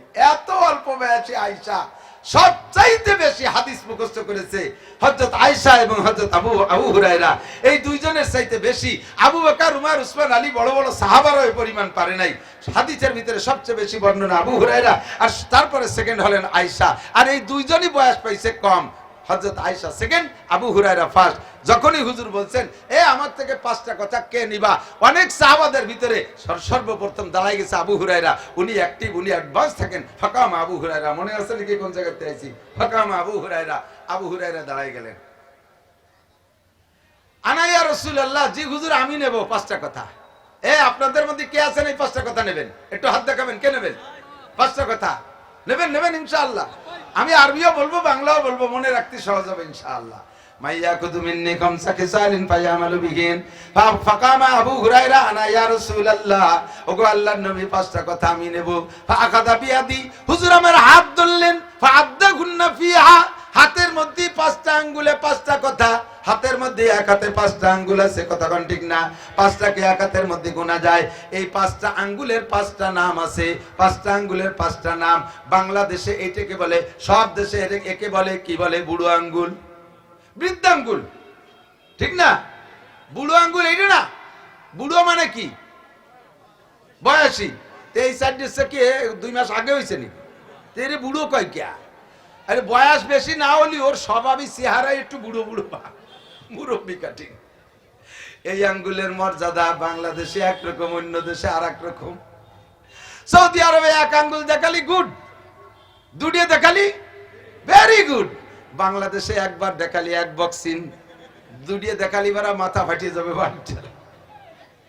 বাংলাদেশে এই বুড়ো আঙ্গুলের মর্যাদা আলাদা, অন্য দেশে আলাদা। নবী পাক সম্ভবত বাংলাদেশের হিসাব করে বললেন, 1 নম্বরে ধরলেন এই বুড়ো আঙ্গুলকে, বৃদ্ধাঙ্গুলকে। হুজুর হযরত আবু হুরায়রা বলেন 5টা আঙ্গুলের মধ্যে 5টা গুণ গুনে দিলেন, মনে রাখবেন। 1 নম্বরে হুজুর বলেন ইত্তাকিল মাহারেম, বাংলাদেশে এইটার মধ্যে বিপদ, আর বিপদের হাদিসে হুজুরের সাথে মিলাই দিলেন, কয় ইত্তাকিল মাহারেম। হে দুনিয়ার মানুষ, তুমি যদি সবচাইতে বড় আবেদ হইতে চাও, সবচেয়ে বড় বুজুর্গ হইতে চাও, এ আমার গোপালগঞ্জবাসী প্রাণ প্রিয় বন্ধুবার, আবাল বৃদ্ধ বনিতা, নারী আর পুরুষ, আমার পর্দার আড়ালের মা বোনরা, মাইকের আওয়াজ যত দূর যাইতেছে কান খাড়া করে শুনবেন। কথা যদি, প্রশ্ন যদি ছোট হয় উত্তর কিন্তু বড় হয়, প্রশ্ন যদি ছোট হয় উত্তর বড় হয়। লেখাপড়া জানেন যারা তারা সাক্ষী দেন, কতক্ষণ? প্রশ্ন যদি ছোট হয় অ্যান্সার বড় হয়। যেমন আমি কই, একটা প্রশ্ন পেপারে 1 লাইনে লিখে দিয়েছে, ছোট্ট প্রশ্ন, পুরো বইতে যা কিছু আছে সব লিখিয়া দাও। 1 লাইনই প্রশ্ন শেষ, 6 মাস লাগবে না লিখতে। প্রশ্ন ছোট উত্তর বড়। আবার প্রশ্ন যদি বড় হয় অ্যান্সার ছোট হয়ে যায়। প্রশ্ন পেপারে পুরো বই তুলে দিয়া, পুরো বই লেখা সব তুলে দিছে, প্রশ্নে নিচে লিখে দিছে ইহা সত্য না মিথ্যা, টিক দিলি হয়ে গেল, ঠিক না? প্রশ্ন ছোট যদিও তোমার মনে হচ্ছে। 1 নম্বরে ইত্তাকিল মাহারেম, নবী কয় যত হারাম আছে ছেড়ে দাও, যত হারাম আছে, জোরে বলেন, যত হারাম আছে ছেড়ে দাও। ইত্তাকিল মাহারেম, হারামকে ভয় পাও। তাকুন আবাদান নাস, তাহলে তুমি হবা সবচাইতে বড় আবেদ, তোমার চাইতে বড় বুজুর্গ নাই। ও দোস্তরে, ইবাদত করা সহজ, নামাজ পড়া সহজ, রোজা রাখা সহজ, হজ করা সহজ। হজ করলে হাজি কয়, যাকাত দিলে ডোনার কয়, নামাজ পড়লে মুসল্লি কয়, তবলিগে গেলে আমির কয়, কত কত উপাধি, বিভিন্ন রূপ কি বলা হয়, প্রশংসা আছে। মসজিদে দান করলে ডোনার কয়, মসজিদ নির্মাতা কয়, ইত্যাদি ইত্যাদি। বেশি বেশি তিলাওয়াত করলে ভালো কয়, বড় জামা যুব পড়লে সুফি কয়। ইবাদত করা সহজ, ইবাদতের মধ্যে আলাদা ইন্টারেস্ট আছে। বন্ধুরে, ইবাদত করা যত সহজ, গুনাহ ছেড়ে দেওয়া অত সহজ না। নবী বলেন নাই সবচেয়ে বড় আবেদ হইতে হলে বেশি বেশি নামাজ পড়ো, বেশি বেশি জিকির করো, বা বেশি বেশি তো বারবার উমরায় যাও, বারবার প্রত্যেক বছর একবার হজে যাও, বছরে 2 বার উমরা করো, যাও বছরে 2টা চিল্লা লাগাও, প্রত্যেক বছর 2 বার চরমুনাই যাও, বেশি বেশি ডেইলি 5-10 পারা তেলাওয়াত করো, সকাল সন্ধ্যা জিকির করো, লক্ষ লক্ষ কোটি কোটি দান টাকা দান করো। নবী এ কথা বলেন নাই, নবী এ কথা বলেন নাই। বড় আবেদ হওয়ার জন্য ইত্তাকিল মাহারিম, হারাম যা আছে ছেড়ে দাও। একটা একটা করে বুঝে নেন বন্ধু। আল্লাহ পাক রব্বুল আলামিন বলেন, হারামেরও ক্লাসিফিকেশন আছে, ক্যাটাগরি আছে। কিছু হারাম এমন আছে যেই হারামে ঈমান নষ্ট করে ফেলে, যেই হারামে ঈমান নষ্ট করে ফেলে। কিছু হারাম এমন আছে ঈমান নষ্ট করে না, হাবিতাত আমালুহুম, ওই হারামে আমল বাতিল কইরা দেয়। আল্লাহ পাক বলেন, হে বান্দা ভালো করে জেনে নাও, ইন তাজতানিবু কাবাইর, খেয়াল করছেন, ইন তাজতানিবুল কাবাইর মা নুকাম, ইন তাজতানিবুল কাবাইর মা তুনহাউনা আনহু নুকাফির আনকুম সাইয়্যাতিকুম ওয়া নুদখিলকুম মুদখালান কারীমা। আমার বন্ধু ভাই, আরে সারা বাংলাদেশে একরকম ওয়াজ করি, বাড়ির মধ্যে ওয়াজ একটু আমার ভিন্ন রকম। আপনার আমার অত্যন্ত মহব্বতের। কিয়ামতের ময়দানে যদি আমি মাওলানা নাসির জাহান্নামী হয়ে যাই, আপনারা আমার গোপালগঞ্জবাসী আমার জন্য কানবেন। আল্লাহ হুজুরের বয়ান শুনেছি, কত পরিবর্তন আমরা হয়ে গেছি, আমার হুজুর কেন দোজখে যায়, আপনাদের খারাপ লাগবে। আপনারা গোপালগঞ্জবাসী আমার মহব্বতের, যদিও প্রত্যেককে আলাদা আলাদা করে চিনে না রাখি, গোপালগঞ্জবাসী হিসেবে কিয়ামতের ময়দানে এই ভালোবাসার খাতিরে আপনার সাথে আমার সাথে চিনাচিনি হবে। আপনিও যদি দোজখে যান, সেদিন আমার খারাপ লাগবে। এই জন্য অন্তর থেকে, দিল থেকে বলি, ভালো করে মনে রাখেন। আল্লাহ পাক বলেন, ও বান্দা, যদি তুমি জান্নাতি হইতে চাও, জাহান্নাম থেকে বাঁচতে চাও, তাহলে তোমার সহজ পরামর্শ হলো ইন তাজতানিবু কাবাইরা মা তুনহাউনা আনহু। বান্দা, যদি তুমি কবিরা গুনাহগুলো ছেড়ে দিতে পারো, বড় বড় কবিরা গুনাহ ছেড়ে দিতে পারো, সমস্ত কবিরা গুনাহগুলো হারাম। আগে ওই হাদিসের সাথে মিলান, আল্লাহর নবী বলেন, ইত্তাকিল মাহারিম, ছেড়ে দাও সমস্ত হারাম। আল্লাহ কা ইন তাজতানিবু কাবাইর, যদি তুমি কবিরা গুনাহগুলো ছেড়ে দিতে পারো, নুকাফির আনকুম সাইয়্যাতিকুম, তোমার জীবনের সমস্ত সগীরা গুনাহ আমি আল্লাহ বিনা তওবায় ক্ষমা করে দেব। বুঝছেন নি? কথা বোঝা গেছে? যদি কবিরা গুনাহ ছেড়ে দিতে পারো, হারাম ছেড়ে দিতে পারো, নুকাফির আনকুম সাইয়্যাতিকুম, সব সগীরা গুনাহ মাফ। এর জন্য তওবা করা লাগবে না। আল্লাহ একেবারে ফিরি ফিরি মাফ করে দিবা, কয় একটা আছে, কিছু আছে, একেবারে হয় না, কিছু ব্যবস্থা করতেই হবে। একটু তদবির তো লাগেই। তদবিরটা কি? আল্লাহ কায় আকিমিস সালাতা তারাফাইন নাহার, এই আমার দিক, আকিমিস সালাতা তারাফাইন নাহারি ওয়া যুলাফাম মিনাল লাইল ইন্নাল হাসানাতি ইউযহিবনাস সাইয়্যাত যালিকা যিকরা লিযাকিরিন। সমস্ত সগীরা গুনাহকে বিনা তওবায় maaf করার জন্য 1 নম্বর তদবির হলো 5 ওয়াক্ত নামাজ তুমি সুন্দর করে পড়ো। 5 ওয়াক্ত নামাজ ঠিক করে পড়বা, কারণ নামাজ এমনই একটা নেকি, আর নেকির স্বভাব হলো গুনাহ খেয়ে দেয়। ইন্নাল হাসানাতি ইউযহিবনাস সাইয়্যাত, নেকি গুনাহ খেয়ে দেয়। ভালো কোনো কাজ করলে, বিগত কোনো অন্যায় থাকলে, মুরব্বীরা ওই অন্যায়গুলো মনে রাখে না, ভালো কাজের কারণে তার বিগত ছোট মোটো অন্যায়গুলো ভুলে যায়। কথা কোন ঠিক না? আল্লাহ কা ইন্নাল হাসানাতি ইউযহিবনাস সাইয়্যাত, নেকির কাজ করলে গুনাহ মুইছা যায়। আমার নবী বলেন, হাত দেখাই এমন কইরা, আরেকটা হাত দেখায়, আমার দিক তাকান, আরেকটা হাত দেখাই। প্রত্যেকে যার যার হাতকে, আঙ্গুলকে স্বাভাবিকভাবে যদি ফাঁক করার জন্য ছেড়ে দেন, এইভাবে এই সেটিং এ ফাঁক হবে, ঠিক না? হাতের আঙ্গুলের 5টা ফাঁকা কি সমান? বৃদ্ধাঙ্গুল, বুড়ি আঙ্গুল, এইটা, তারপরে এইটা থেকে এইটা মাঝারি ফাঁকা, এরপরে ছোট ছোট ফাঁকা, এইটার নাম ফজর, এইটার নাম যোহর, আসর, মাগরিব, ঈশা। এই কয়টার ভিতরে ছোট ছোট 3টে গ্যাপ, এখান থেকে এই পর্যন্ত মাঝারি গ্যাপ। এইটা যদি ঈশা হয় আর এইটা যদি ফজর হয়, তাহলে সারা রাতের লম্বা গ্যাপ, ঠিক না? আল্লাহ নবী বলেন আসসালাবাতুল খামস, এ আমার গোপালগঞ্জবাসী শুনে নে, আসসালাবাতুল খামস, গুনাহ সগীরা গুনাহ মাফের যে তদবির গুলো আছে তার ভিতরে 1 নাম্বার 5 ওয়াক্ত নামাজ। ফজরের নামাজ পড়ছো, যোহর পড়ছো, মাঝখানে যত সগীরা গুনাহ হবে এর জন্য তওবা করা লাগবে না, বিনা তওবায় শেষ। এরপরে ফজর পর যোহর পড়ছো, যোহরের পরে আসর, মাগরিব, ঈশা, ছোট ছোট গ্যাপে যত সগীরা গুনাহ এই নামাজে খেয়ে ফেলায়। এরপরে ঈশার নামাজ পড়ে ঘুমিয়ে আসো, রাতের বেলা ঘুমানো যার আগেও পড়ে যদি কোনো সগীরা গুনাহ হয়, আবার ফজরের নামাজ পড়ছো, সারা রাতের লম্বা গ্যাপে যত সগীরা গুনাহ সব গুনাহ মাফ। ইত্তাকিল মাহারিমা তাকুন আবাদান নাস, হারামগুলো ছেড়ে দাও, কবিরা গুনাহগুলো ছেড়ে দাও। আল্লাহর নবী বলেন তাহলে তোমার সব সগীরা গুনাহ ইবাদতের ওসিলায় শেষ হয়ে যায়। আমার মারা, আমার পর্দার আড়ালের বোনরা, সময় নষ্ট করো না, 5 ওয়াক্ত নামাজ সুন্দর করে পড়ো। আউয়ালু মা ইউহাসাবু বিহিল আবদু ইয়াউমাল কিয়ামাতিস সালাহ, কিয়ামতের ময়দানে সর্বপ্রথম হিসাব হবে, জোরে বলেন কিসের? জোর হলো না, পিছনালারা কই নেই। নামাজের কি হবে? নামাজের কি হবে? কোন সময়? সবার আগে বলেন, সবার আগে বলছেন তো সবাই। আমার দায়িত্ব খালাস, মুখ দিয়ে বের করছেন, আমলনামায় লেখা হয়ে গেছে। ওদিন যাই কাউর মতো মুখ মুছতে পারবেন না যে কোনো দিনও শুনি নেই। কাউতে কাইয়ে গাছের সাথে ডালে মুখ মোছেন না, জানেন মানে কি? কাউর মতো নাশকর নাই, মুখ মোছেরটা কিচ্ছু খাই নেই। আমিও কইতে পারবেন না যে কিছু শুনি নেই। 5 ওয়াক্ত নামাজ কিয়ামতে সর্বপ্রথম জিজ্ঞাসা হবে। আর এই নামাজ যার সুন্দর, আল্লাহ নবী কয় ফামান সালাহাত সালাহা সাইরু আমালিহি, যে ব্যক্তির নামাজ সুন্দর তার সবকিছু সুন্দর, যার নামাজ সুন্দর তার সবকিছু সুন্দর। যে নামাজের প্রশ্নে জবাব দিতে পারবে ওই লোকটার কোনো জায়গা আর কোনো প্রশ্নে আটকাবে না আল্লাহ তাআলা। আল্লাহর রাসূল বলেন মান হাফাযা আলা সালাওয়াত, 5 ওয়াক্ত নামাজ যে পড়বে, আকরামাহুল্লাহু বিখামসি খিসাল, আল্লাহ তাআলা তারে 5টি পুরস্কার দেবে। 1 নম্বরে ইরফান হুজি কুল আইশ, ওই লোকটার দুনিয়ায় অভাব থাকবে না। 2 নম্বরে আযাবুল কবর, ওই লোকটারে কবর আযাব দেওয়া হবে না। 3 নম্বরে ইউতিহিল্লাহু কিতাবাহু বিয়ামিনিহি, ডান হাতে তারে আমলনামা দেওয়া হবে। 4 নম্বরে আমুরু আলা সিরাতে কালবার, বিদ্যুৎ গতিতে পুল সিরাত পার হবে। 5 নম্বরে ওয়ায়াদখুলুল জান্নাতা বিগাইরি হিসাব, আল্লাহু আকবার, বিনা হিসাবে জান্নাতি, কন্না সুবহানাল্লাহ। এ নামাজ 5 ওয়াক্ত পড়লে সব গুনাহ মাফ, বিনা হিসাবে জান্নাতি।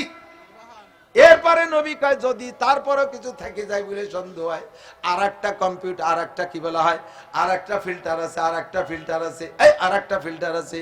সেই ফিল্টারটা হলো ওয়ারামাদুল জুমুআতু ইলাল জুমুআ, কালকের আগের দিন জুমার নামাজ পড়ছেন না? পড়ছেন না? আবার আগামী জুমায় নামাজ পড়বেন। মাঝখানে কয় দিন? ইখতিলাফ শুরু হয়ে গেছে।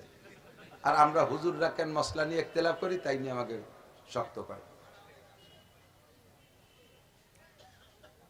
2 শুক্রবারের মাঝখানে 6 দিন, কত মানুষ যে কইছে 7 দিন তার ঠিক নেই। মাঝখানে 6 দিন 2 জুমার নামাজ পড়লে মাঝখানে 6 দিনের সব সগীরা মাপ। 2 নম্বর ফিল্টার, এই যে এখন তো প্রযুক্তির ফিল্টার আসছে, পানি ফিল্টারিং। আমরা আগে হাড়িতে করে কয়লা পাথর দিয়ে ফিল্টার করতাম না, মনে আছে নাকি মুরব্বীরা? প্রথম পানি, উপরের পানিটা যে ফিল্টার, যে হাড়িতে যায়, ওই হাড়ির মধ্যে বালু, ওইটার থেকে যায় আর একটা শিরার মধ্যে দিছি পাথর, লাস্টেরটায় দিছি কয়লা। এই কয়লা 3 ফিল্টার পার হয়ে এই পাশে চলে গেলে আর্সেনিক, আয়রন মাইরন কিচ্ছু থাকে না। আল্লাহ কয়, নবী কয় 1 নম্বর ফিল্টার 5 ওয়াক্ত নামাজ, 2 নম্বর ফিল্টার 2 জুমা, 2 জুমার নামাজ পড়লে ওই লোকটার আমলনামায় কোনো গুনাহ থাকে না। 3 নম্বর ফিল্টার রমাদানু ইলা রমাদান, গত রমজানে রোজা রাখছো, আগামী রমজানে আবার রোজা রাখবা। গত রমজানে রোজা রাখছি, ইনশাআল্লাহ আগামী রমজানে রোজা, জোর হলো না, রাখবেন? কারা কারা রোজা ইনশাআল্লাহ না বলেন? রোজা রাখবো ই ইনশাআল্লাহ, সুস্থ থাকলে, ইনশাআল্লাহ বাড়ি থাকলে, সফরে না গেলে, ইনশাআল্লাহ রমজান পাইলে। সবাই রমজান পাবো, ওয়ারেন্টি আছে। আমার ভাইজান হাফেজ হাবিবুর রহমান সাহেব এই শুক্রবারে বাড়ি থেকে জুমার নামাজ পড়ার জন্য রওনা দিয়ে বেরোইছে, মসজিদের দিক যাইতেছে, মাঝখানে যে ডায়াবেটিস লো হয়ে গেছে, গুল্লিতে পড়ে গেছে, একজনে ধরে নিয়ে বসাইছে তার দোকানে, বলছে আমার একটু চিনি দে, সে চিনি পাইনি, 2 খান বিস্কুট দিয়েছে, মুখে দিয়ে খাওয়ার সাথে সাথে বমি, আর কথা বলে নাই, শেষ। জুমার নামাজ আগেই ইন্তেকাল, রমজান পাইল না। আমার আপনার জিন্দেগিতে হতে পারে কি পারে না? রমজানের রোজার ব্যাপারে রাখবই ইনশাআল্লাহ হলো এই 3টের সাথে সুস্থ থাকলে, সফরে না গেলে, আর রমজান পাইলে ইনশাআল্লাহ এই 3টে যদি পাই রোজা রাখবই, রোজা রাখবই। আল্লাহ আমাদেরকে নসিব করে, বলেন আমিন। এবার এদিক তাকান, 2 রমজানে যারা রোজা রাখছে তাদের মাঝখানে 11 মাসের কোনো গুনাহ নাই, কোন সুবহানাল্লাহ। এখন কয় হুজুর তাই তো ভালোই সহজ হইছে, গত রমজানে রাখছি রোজা, এই রমজানে রোজা রাখবো, মাঝখানে জুমার নামাজেরও দরকার নাই, ওয়াক্তীয় নামাজের দরকার নাই, 2 রোজাই তো সাফ, তা ভাজে কুসু ইবাদত করতে যাবো কেন? আরে দোস্ত, তোমার 3 নম্বর হাঁড়িতে ফিল্টার করার জন্য উপরের 2টি ফিল্টার করিয়ে আনতে হবে, আর না ডাইরেক্ট যদি কয়লার মধ্যে পানি ছাড়িয়ে দাও, কালা কালা পানি বেরোবে বেরে, কথা কন না? আগের 2 ফিল্টার লাগবে, তারপরে 3 নম্বর ফিল্টারে কাজ করবে।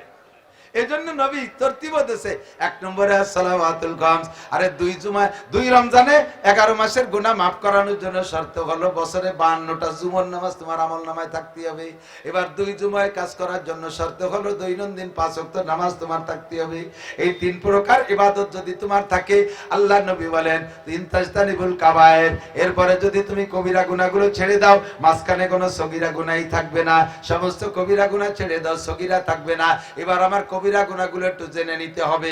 আমি এই কবিরা গুনার ব্যাখ্যা দিয়ে সম্পূর্ণ বলার সময় পাবো না, বারবার মনে করা দিদি ইউটিউবে খুঁজলে পাবেন, তারপরও বলা লাগে ইউটিউবের ওয়াজ আর ফিল্ডের ওয়াজের ক্রিয়া একরকম হয় না, কতক্ষণ? টেলিভিশনের ওয়াজ আর সরাসরি বক্তার ওয়াজ, এ পোল্ট্রি মুরগি আর দেশি মুরগির মতো। পোল্ট্রি মুরগিতেও গোস্ত হয়, কিন্তু ওর মতো বলদ আছে। পোল্ট্রি মুরগি ছাড়িয়ে দেবেন, শিয়ালে দাবড় দিলে আগই দেখে যে কেডা আইছে, গলাটা টাইম দিয়ে দেরি নিয়ে।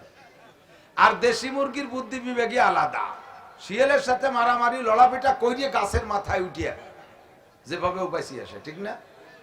তো এই টেলিভিশন আর ইউটিউবের ওয়াজ আর ফিল্ডের ওয়াজ, এর ক্রিয়ার মধ্যে পার্থক্য আছে, ভালো করে মনে রাখবেন। কবিরা গুনাহ যেগুলো আছে, আকবারুল কাবায়ের সবচেয়ে বড় কবিরা গুনাহ, যাতে ঈমান নষ্ট করে দেয়, ঈমান বিধ্বংসী, এই কবিরা গুনাহ হলো 1 নম্বরে শিরিক। 1 নম্বরে বুঝে না বুঝে বহুত শিরিক করেন। ব্যবসায়ী ভাইরা আছেন না এর মধ্যে, আপনারা আজও শিরিক করে যাচ্ছেন। সব ব্যবসায়ীরা 99% ব্যবসায়ীরা শিরিক করে যাচ্ছেন একটা জায়গায়, সেটা হলো সকালবেলা গোপালগঞ্জ যায় দোকান খুলবেন, এখনো কিনা বেচা হয় নাই, এখনো কিনা বেচা হয় নাই, আপনার দোকানে টাকা আসে নাই, এর মধ্যে যদি কেউ বাকি কিনতে আসে, বাকি মাল নিতে আসে, তারে দেন না, কারণ ওর মধ্যে আপনার আকীদা ঢুকছে। দিনের শুরু যদি বাকিতে করি, দিন যাবে না বাকিতে। অথচ ওই লোকটারে বাকি দিলে লোকটার বিশাল উপকার হয়, ঔষধের দোকানে বাকি দিলে লোকটা মানে রোগ থেকে সুস্থ হয়, লোকটার জান বেঁচে যায়, এমন একটা উপকার আপনি ওই শিরিক করতে যে করতে পারলেন না। আবার অনেকে আছে ফকিরি আইছে ভিক্ষাশালী, তারও দেয় না, কোটি কোটি টাকার মাল দোকান ভরা, কোটি কোটি টাকার মাল দোকান ভরা, ক্যাশব্যাক সুমারের টাকা 5 লাখ 10 লাখ, খুচরা টাকা আছে, ফকির এসে কয় বাবা 2 টাকা দেন, করজোড় মাপ চাই, বাবা আল্লাহর রাস্তায় মাপ চাই, বনি করি নেই, আছে না না? এটা শিরিক। এটা কি শিরিক? এই ফকিরের দোয়া দিয়ে আপনি দিন শুরু করেন, ফকিরিও আপনারে কায়দা মতো দোয়া দিয়ে যায়, দিলাম তোরে মাফ করে, তুই যেন দিনের মধ্যে বনি করতে না পারিস। আমিও তো হিন্দুদের জোর হলো না, লক্ষ্মী পূজা কারা করে? আপনি আইজো ঘরের মধ্যে লক্ষ্মী পূজা করে যাইতেছেন, এই জন্য আপনি মুশরিক। আল্লাহ কা ইন্নাল্লাহা লা ইয়াগফিরু আন ইউশরাকা বিহি ওয়া ইয়াগফিরু মা দুনা যালিকা লিমান ইয়াশা। ও বান্দা শিরকি গুনাহ করিস না, আর যত গুনাহ আছে আমি আল্লাহ তাআলা তোর যে কোনো ভালো কাজ দেইখা maaf করে দিতে পারি। আল্লাহ ওমান ইউশরিক বিল্লাহ ফাকাদ হাবিতাত আমালুহু। 2 নম্বর আরো কিছু শিরক আছে, যেই শিরকগুলো করলে আমল বাতিল হয়ে যায়। ঈমান যদিও বাতিল না হয়, এই জাতীয় শিরকে ঈমান বাতিল হয় না, কিন্তু আমল বাতিল হয়ে যায়। আর আল্লাহর সাথে শিরিক আরেকটা আছে, কয় ছেলে দেয় মেয়ে দেয়, জোরে বলেন কে? আর পীর বাবাও দেয়, খাজা বাবা। গোপালগঞ্জের থেকে গাড়ি ভরে ৮৮ মুসলমান যায়, সদস্যদের এলাকা, কাশিরুদের এলাকা, কোট মসজিদের উলামায়ে কিরাম এলাকা, ভবানীপুর মাদ্রাসার এলাকা, এই দেশে গোপালগঞ্জে 30টা দাওরায়ে হাদিস মাদ্রাসার এলাকার উলামায়ে কিরামদের ভিতরে থাইকা এই জনগণ যদি সেই শিরকি কারখানায় যায়, বন্ড পীরদের আড্ডায় যায়, ওই খানজেল যাইয়া কুমিরে মুরগি আর গরু দিয়ে ছাগল দিয়ে আসে। কুমিরের বাপের ক্ষমতা জন্মদিদি ওরা কবে রয়েছে, নিজের একটা সালমে বানাতে পারতেছে না। ও কুমিরের কোনো প্রজনন নাই, ওরা দুইজন রয়েছে সেই জায়গা। ওরা কি ফ্যামিলি প্ল্যানিং খাইছে নাকি? ওকে ভাই না কা, যারা নিজেরা ছেলে মেয়ে বানাতে পারে তারা কি তোমার ঘোড়ার কসু দেবে? আমার সাথে আমি এক ভ্যানে যাইতেছি, এই ভ্যানালা ড্রাইভার ওই ভণ্ড পীরকে ভক্ত, ওর পীররে আর ভূয়সী প্রশংসা করতেছে, এই বাবার দরবারে এইরকম মান্যত করলি ছেলে হয় মেয়ে হয়, হুজুর বহু প্রমাণ আছে। আমি তোমার বাবার ছেলে মেয়ে কয়টা? কয় না উনি 4টে বিয়ে করছে, একটা ওই নেই। আমি কই যে তোর যে বাবা বাইচে থাকতে 4 বউ নিয়ে একটা ছেলে মেয়ে বানাতে পারলো না, সে মরার পরে উম্মত রে আবার ছেলে মেয়ে দেয় কি রে? আটকে গেছে না? আমি মনে করছি আর জব দিতে পারবো না। হ্যাঁ, আমার বাবা যে কত উদর, নিজে কোনো ছেলে মেয়ে না নিয়ে সব উম্মত রে দান করে দিয়েছে। আমি শয়তানে যারে কামলায় তারে কোনো ওয়াজ দিয়ে লাইনিয়া না যায়। আল্লাহু আকবার। ছাগল একটা বান্দা রইছে রাস্তার ওই কোনায়, এই ছাগল ওই পাশে খুঁটো আর এই পাশে চলে গেছে, রাস্তার পাশে রশিটা নেই, ওই পাশে নিচে নেমে ঘাস খাচ্ছে। দেখছেন না এরকম আছে না? তো একজন, আমিও যাইতেছি সেই রাস্তায়, আমার সাথে সাথে একজন যাইয়ে ওই ছাগলের কোন পাশে যাবে, ও পাশে খুঁটো যে পাশে সে পাশে যাওয়ার কাজে নেই, ছাগল যে পাশে ওই পাশে নামিয়ে গৌরিয়ে ওই দিক দিয়ে যাচ্ছে, আর আমি তো ছাগলের দড়ি ডিঙ্গে চলে গেছি। আমি ও যাই, আমি বললো যে তুমি এই নিচে দিয়ে কাটার মধ্যে দিয়ে গেলে কে? কয় যে হুজুর আমি বিশ্ব আশেকে রসুলের লোক। আল্লাহর নবী এই ছাগলের গোসল কাঁধে করে ঘুরছে, আর সেই ছাগলের রশি আমি ডিঙ্গেবো? আপনি কিসের হুজুর যে ছাগলের রশি ডিঙ্গেলেন? যেই রশি আল্লাহ নবী কাঁধে করছে সেই নবী রশি আপনি ডিঙ্গেলেন। আমি বললাম যে গাদা, তুই ছাগলের রশি ডিঙ্গেলি না, আমি ডিঙ্গেলাম বলে বেঙ্গালি, তো তো আল্লাহ রসুল দাড়ি রাখছে, তুই রাখিস রেখা, তুই দাড়ি কাটছিস কে? ধরা খেয়ে গেছে না? এমন কয় কি, যেই দাড়ি আল্লাহ নবী রাখছে সেই দাড়ি আমার মুখে শোভা পায়? আমি কি করে নবীর দাড়ি মুখে রাখি? তাহলে ওরে মুহি স্যান্ডেল দিয়ে বেরিয়ে দিয়ে সাড়ে হারামজাদা। মহিলা আমারে জিজ্ঞেস করছে, হুজুর আপনি আপনার ওয়াজে শুনছি মহিলারা হাতে এবং পায়ে মেহেদি লাগাইতে পারে, পুরুষরা পারে না। কোন মসজিদের ইমাম সাহেব, এই আহসানুল ফাতোয়া বাবুল ইমামতের মধ্যে দেখবেন, কোন মসজিদের ইমাম যদি হাতে পায়ে নখে মেহেদি লাগায় তাহলে ওই ইমামের পিছনে নামাজ পড়া মাকরুহে তাহরিমি। মসজিদের ইমাম সাহেব যদি চুল দাড়িতে কালো কলম লাগায় তার পিছনে নামাজ পড়া মাকরুহে তাহরিমি। মসজিদের ইমামের দাড়ি যদি খাটো খাটো পিঁয়াজের দাড়ি সাইজ হয়, ওই ইমামের পিছনে নামাজ পড়া মাকরুহে তাহরিমি। তবে মহিলারা হাতে পায়ে মেহেদি লাগাইতে পারিবে।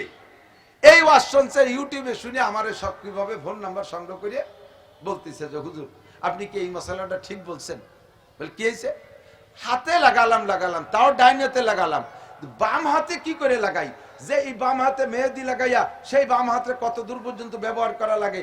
আল্লাহ নবী মেহেদি চুল দাড়িতে ব্যবহার করছে, সেই মেহেদি আমি বাম হাতে, এবং আরো কইছেন যে পায়ে লাগানো, এটা বেয়াদবি না? আমি যে তো ভালোই তো বলছ। আল্লাহ নবী মাথায় তেল মাখাইতেন, সেই তেল কি তুমি মাথায় লাগাও না আরো কোনো জায়গায় লাগাও? লাগাতে তো নিচে ভরা পর্যন্ত লাগাও। তো সে সময় তোমার রুশ চায় না, নবী মাথায় দাড়িতে তেল মাহাইছে, সে তেল ভাষায় মাহায়। হুজুর তাই ঠিক আছে, তাই ঠিক আছে, ঠিক আছে।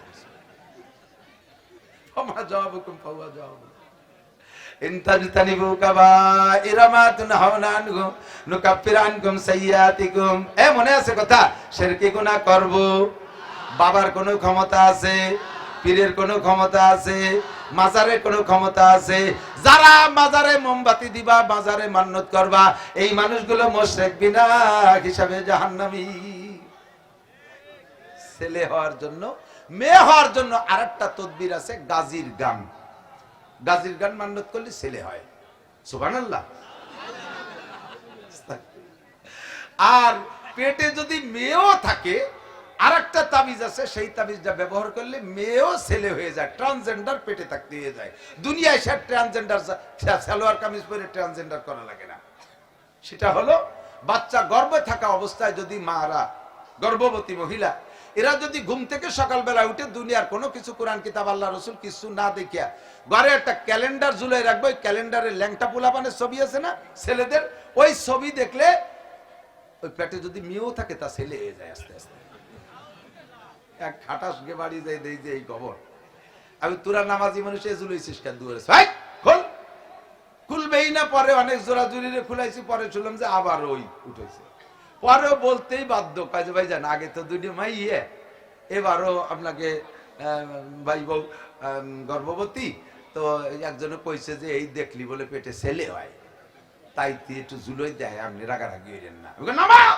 মোশরেক কোথাকার, ওই দেখলি যদি ছেলে হতো তাহলে দেশে কোনো মাইয়েই হতো না।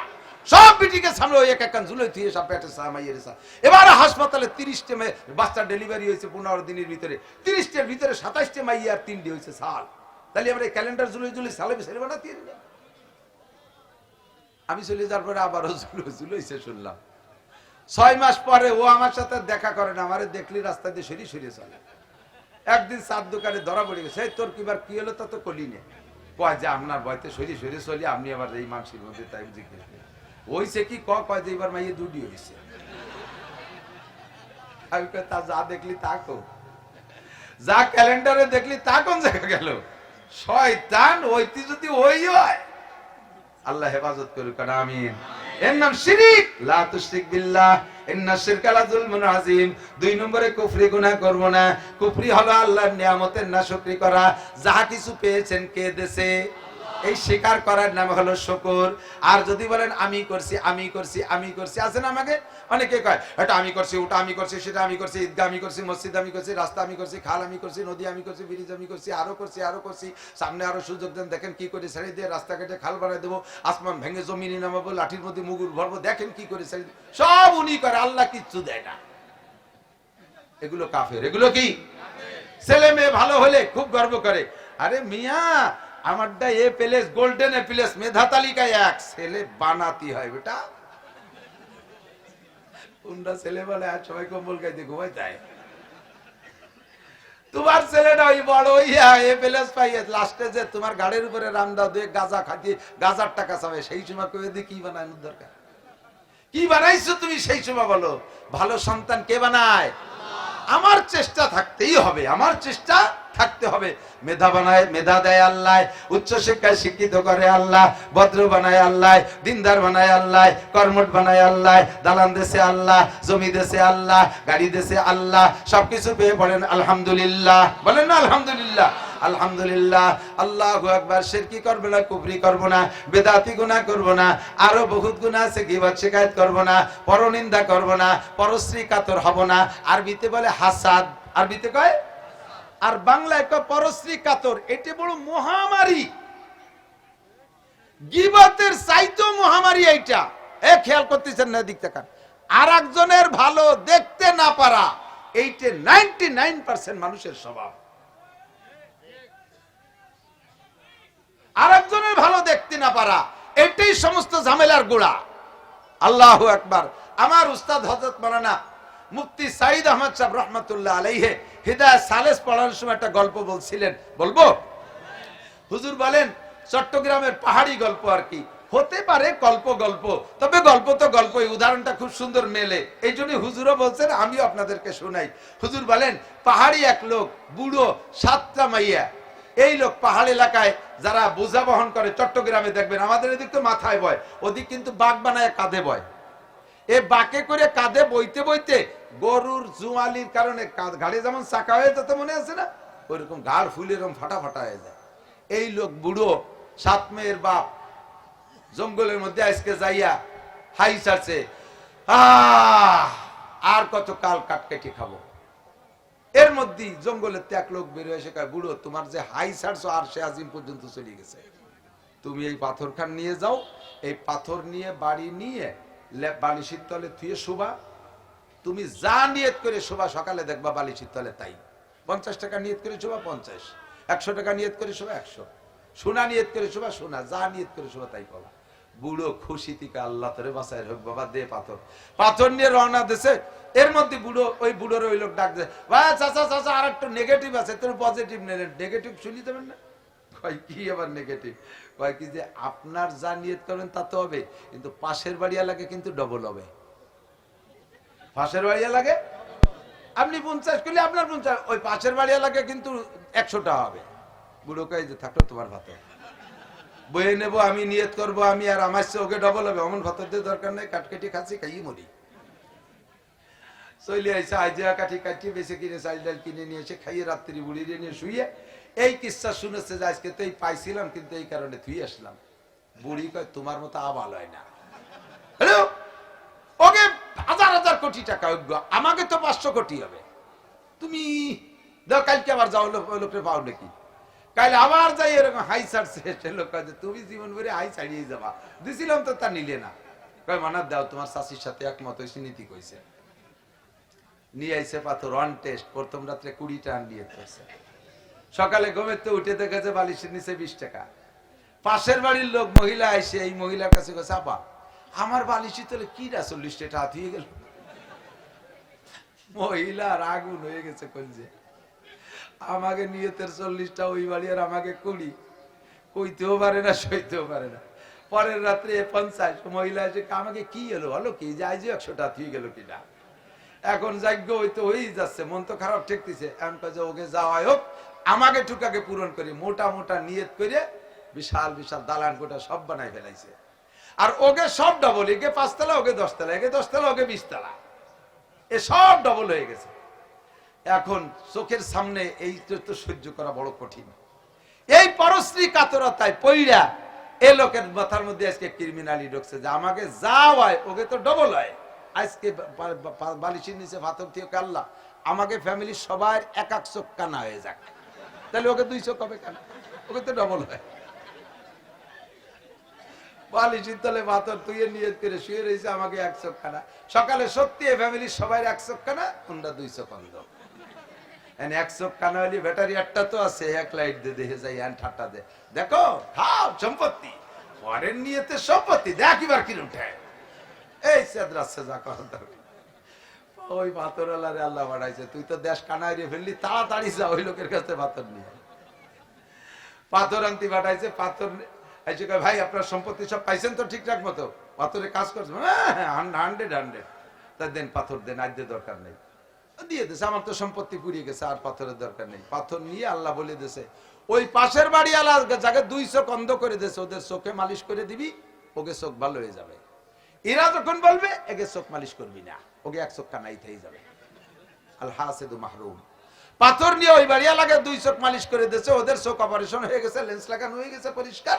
এখন এরকম আয় আমাকে একটা ডলা দিয়ে যাক না, তোকে 1 চোখ কানাই থাকবে। শয়তান, পরের ভালো দেখতে পারো না, পরের ভালো দেখতে পারো না। এই পরশ্রী কাতরতা স্বভাবটা বাদ দেন, এটাই আমাদের জাতীয় সমস্যা। যত জায়গা গ্যাঞ্জাম, পারিবারিক গ্যাঞ্জাম, সামাজিক গ্যাঞ্জাম, অর্থনৈতিক গ্যাঞ্জাম, রাজনৈতিক গ্যাঞ্জাম, আন্তর্জাতিক গ্যাঞ্জাম, সব গ্যাঞ্জাম এই পরশ্রী কাতরতা। কথা বলেন ঠিক ঠিক না? স্বভাব বাদ দেন।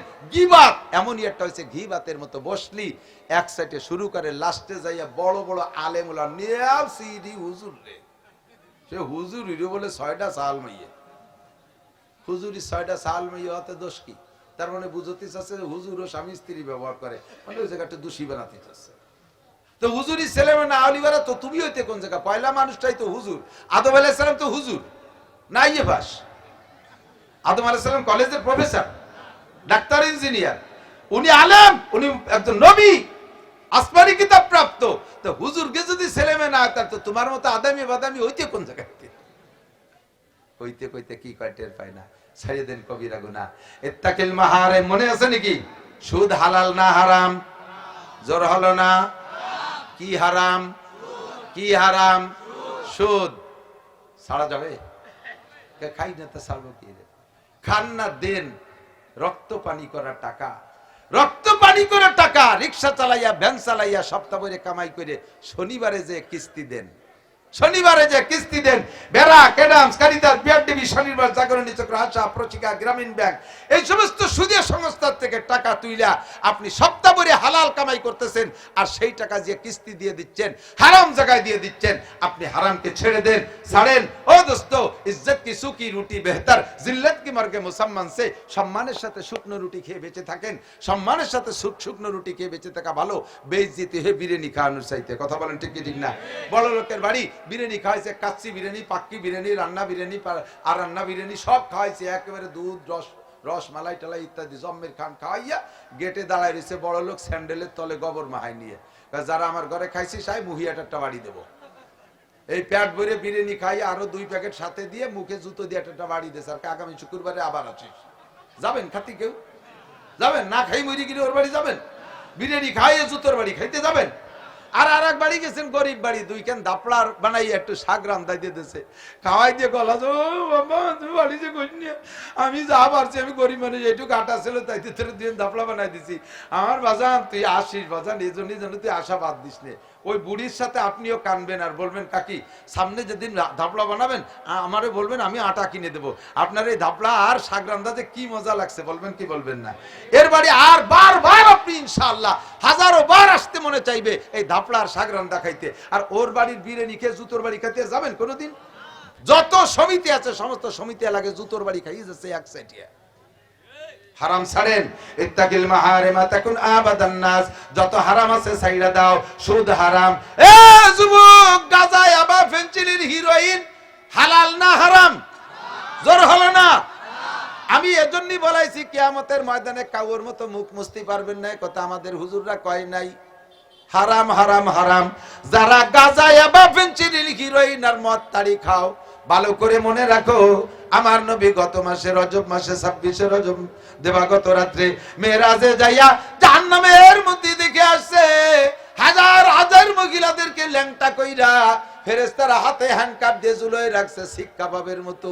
ওই যে দেখছেন না গ্রিল, মুরগিরে সুইলা গ্রিলে শিকের মধ্যে ঢুকাইয়া ঘুরতে তালে আছে, আর গইলা গইলা কস বের হইতে তালে আছে। তার থেকে নারীরা এভাবে ঝুলানো, তাদের শরীর থেকে রস বের হইতেছে কিভাবে? শরম গাইতে পুজ নাড়ি বুড়ি বের হইতেছে পুজ হইয়া। এক শ্রেণী পুরুষরা জিব্বেতে চাইতে খাইতেছে। নবী পাক জিজ্ঞেস করলেন, ও জিব্রাইল, নারীরা কারা পুরুষরা কারা? জিব্রাইল জবাব দিলেন, হুন্না জুনাত, নারীরা হলো ব্যভিচারিণী নারী, জিনাখোর নারী। ডাইরেক্ট জিনা করেছে, ইনডাইরেক্ট জিনা করেছে, রাস্তাঘাটে চলাফেরার মাধ্যমে হাজারো পুরুষের সাথে ফিল্ডিং মারছে। গোপালগঞ্জ বাজারে যাইয়া পর্দা নাই পুশিদা নাই, ঠেলা ধাক্কা খাইছে, বাজার ঘাট করছে। বিকেল বেলা আকাশ যখন ঠান্ডা হয়ে যায়, বাড়ির পাশে বাইপাস বিশ্ব রোড পাইয়া বন্ধুদের সাথে হাত ধরে ফিল্ডিং মারছে। মোটরসাইকেলের পিছনে বৈশা 14ই ফেব্রুয়ারির ইবাদত পালন, ইবাদত বন্দেগী করেছে। এই সমস্ত আকাম কুকাম যারা করছে, কেউ ডাইরেক্ট জেনা, কেউ ইনডাইরেক্ট জেনা, বন্ধুদের সাথে, কলেজ হাই স্কুল স্টাফের সাথে কক্সবাজার কুয়াকাটা, ওই করমজল সুন্দরবনের জঙ্গলের মধ্যে যা ইবাদত বন্দেগী করছে। এই সমস্ত শয়তানগুলোর বিচার, নারীদের বিচার হলো তাদের পেটের ভিতরে থেকে নারী বুড়ি পয়সা বের হবে, এগুলো পুজ হয়ে বের হচ্ছে আপনার উম্মত। খাইতেছে যারা, তারা কারা? জিব্রাইল। জিব্রাইল জবাব দিলেন, হুজুর, এরা 2 শ্রেণী পুরুষ। একদল হলো হুমুজানি, ব্যভিচার পুরুষ, জিনাকর পুরুষ। জিনা করছে তওবা করে নাই, জিনা করছে তওবা করে নাই, বয়ান শোনার পর আল্লাহর ভয় ভিতরে আসে নাই, আবারও জিনার নেশায় ঘুরছে। এই সমস্ত পুরুষরা বিনা তওবায় মারা গেছে। এদের শাস্তি নারীদের শরম গাদে বের হওয়া পচা পুজ খাইবে। 2 নম্বর কারা? কয়হুম শারিবুল খামার, আপনার উম্মতের মদখোর, গাঁজাখোর, নিশাখোর যারা আছে, এ নিশাখোর গোপালগঞ্জিরা মনে রাখ, ভালো করে মনে রাখ, খোদার কসম, আল্লাহ যদি সত্য হয় তার নবীও সত্য, নবী যদি সত্য হয় তার বাণীও সত্য, তার বাণী যদি সত্য হয় আমার বয়ান সত্য। বিশ্বাস কর, ফাসাউফা তারা ইদান কাশাফাল গুবারু আফারা সুনতা হাতা রিজলিকা আমে হেমারো। অন্ধকার কাইটে গেলে বুঝবি গুড়ার পিঠে বসা না গাদার পিঠে বসা। মরা তোর একদিন লাগবেই লাগবে, আজ মরিস আর কাল মরিস, মরাই লাগবে, সেই দিন বুঝবি এ কথাগুলো সত্য না মিথ্যা। মদ, গাঁজা, ইয়াবা, ফেনসিডিল হালাল না হারাম? ছাড়া যাবে? ছাড়া যাবে? জাত প্রতিজ্ঞা করো, এতে জীবন যৌবন সব ধ্বংস করে দিচ্ছে, জীবন যৌবন সব ধ্বংস করে দিচ্ছে। বেহায়া ছবি দেখা, ফেসবুক ইউটিউবে ল্যাংটা ছবি দেখা, জেনার ছবি দেখা, প্রস্কটারের ছবি দেখা, দেশ বিদেশের বেহায়াদের ছবি দেখা, হালাল না হারাম? নবী কয় ইত্তাকিল মাহারিম, ছাড়িয়ে দাও এই হারামটাও, ছাইড়া দাও এই হারামটাকেও। ও আমার অফিসিয়াল যারা আছেন ভাইরা, অল্পের ভিতরে আল্লাহ রুজির বরকত দেবে, বড় বিপদে পড়বেন না, ছেলে মেয়ে ভালো হবে ইনশাআল্লাহ, ইমানি চেহারায় মরতে পারবেন। যারা যে অফিসিয়ালে আছেন, ঘুষ পদ্ধতিটা ছাইড়া দেন, ঘুষ খাওয়া ছাইড়া দেন, ঘুষ খাওয়া ছাইড়া দেন, আল্লাহর কসম পায়ে ধরি হাতে ধরি ঘুষ ছাইড়া দেন, নবী পাক বলে মেরাজের রাতে জাহান্নামে গিয়ে দেখি রক্তের একটা সাগর, রক্তের একটা সাগর, শুধু রক্ত না, ওই রক্ত থেকে আবার আগুন শোলা মারে উঠতেছে। রক্তের সাগর থই থই করতেছে, আবার সেই ঢেউয়ের ভিতর দিয়ে আগুন উঠতেছে। মাঝখানে মানুষ কিনারে আসার জন্য সাঁতার, কিনারে আসে আসে ভাব, ইতিমধ্যে পাশের কিনারে সাগরের পাড়ে একটা লোক দাঁড়ানো, ওর সামনে পাথর, বড় বড় পাথর স্তূপ করা, ওখান থেকে পাথর দইরা ওই লোকটার নাকে মুখি মাইরা দেয়। কিনারে ওঠে ওঠে ভাব, এই পাথরের আঘাতে আবার যে যতদূর ছিল তত দূর চলিয়া যায়, আবার আসে আবার মারে, মারতেই তালে আছে। হুজুর বলেন জিব্রাইল এরা কারা? জিব্রাইল কে হাউলায়ে আকেলাতুর রুশা, এরা হলো আপনার উম্মতের ঘুষখোর উম্মত।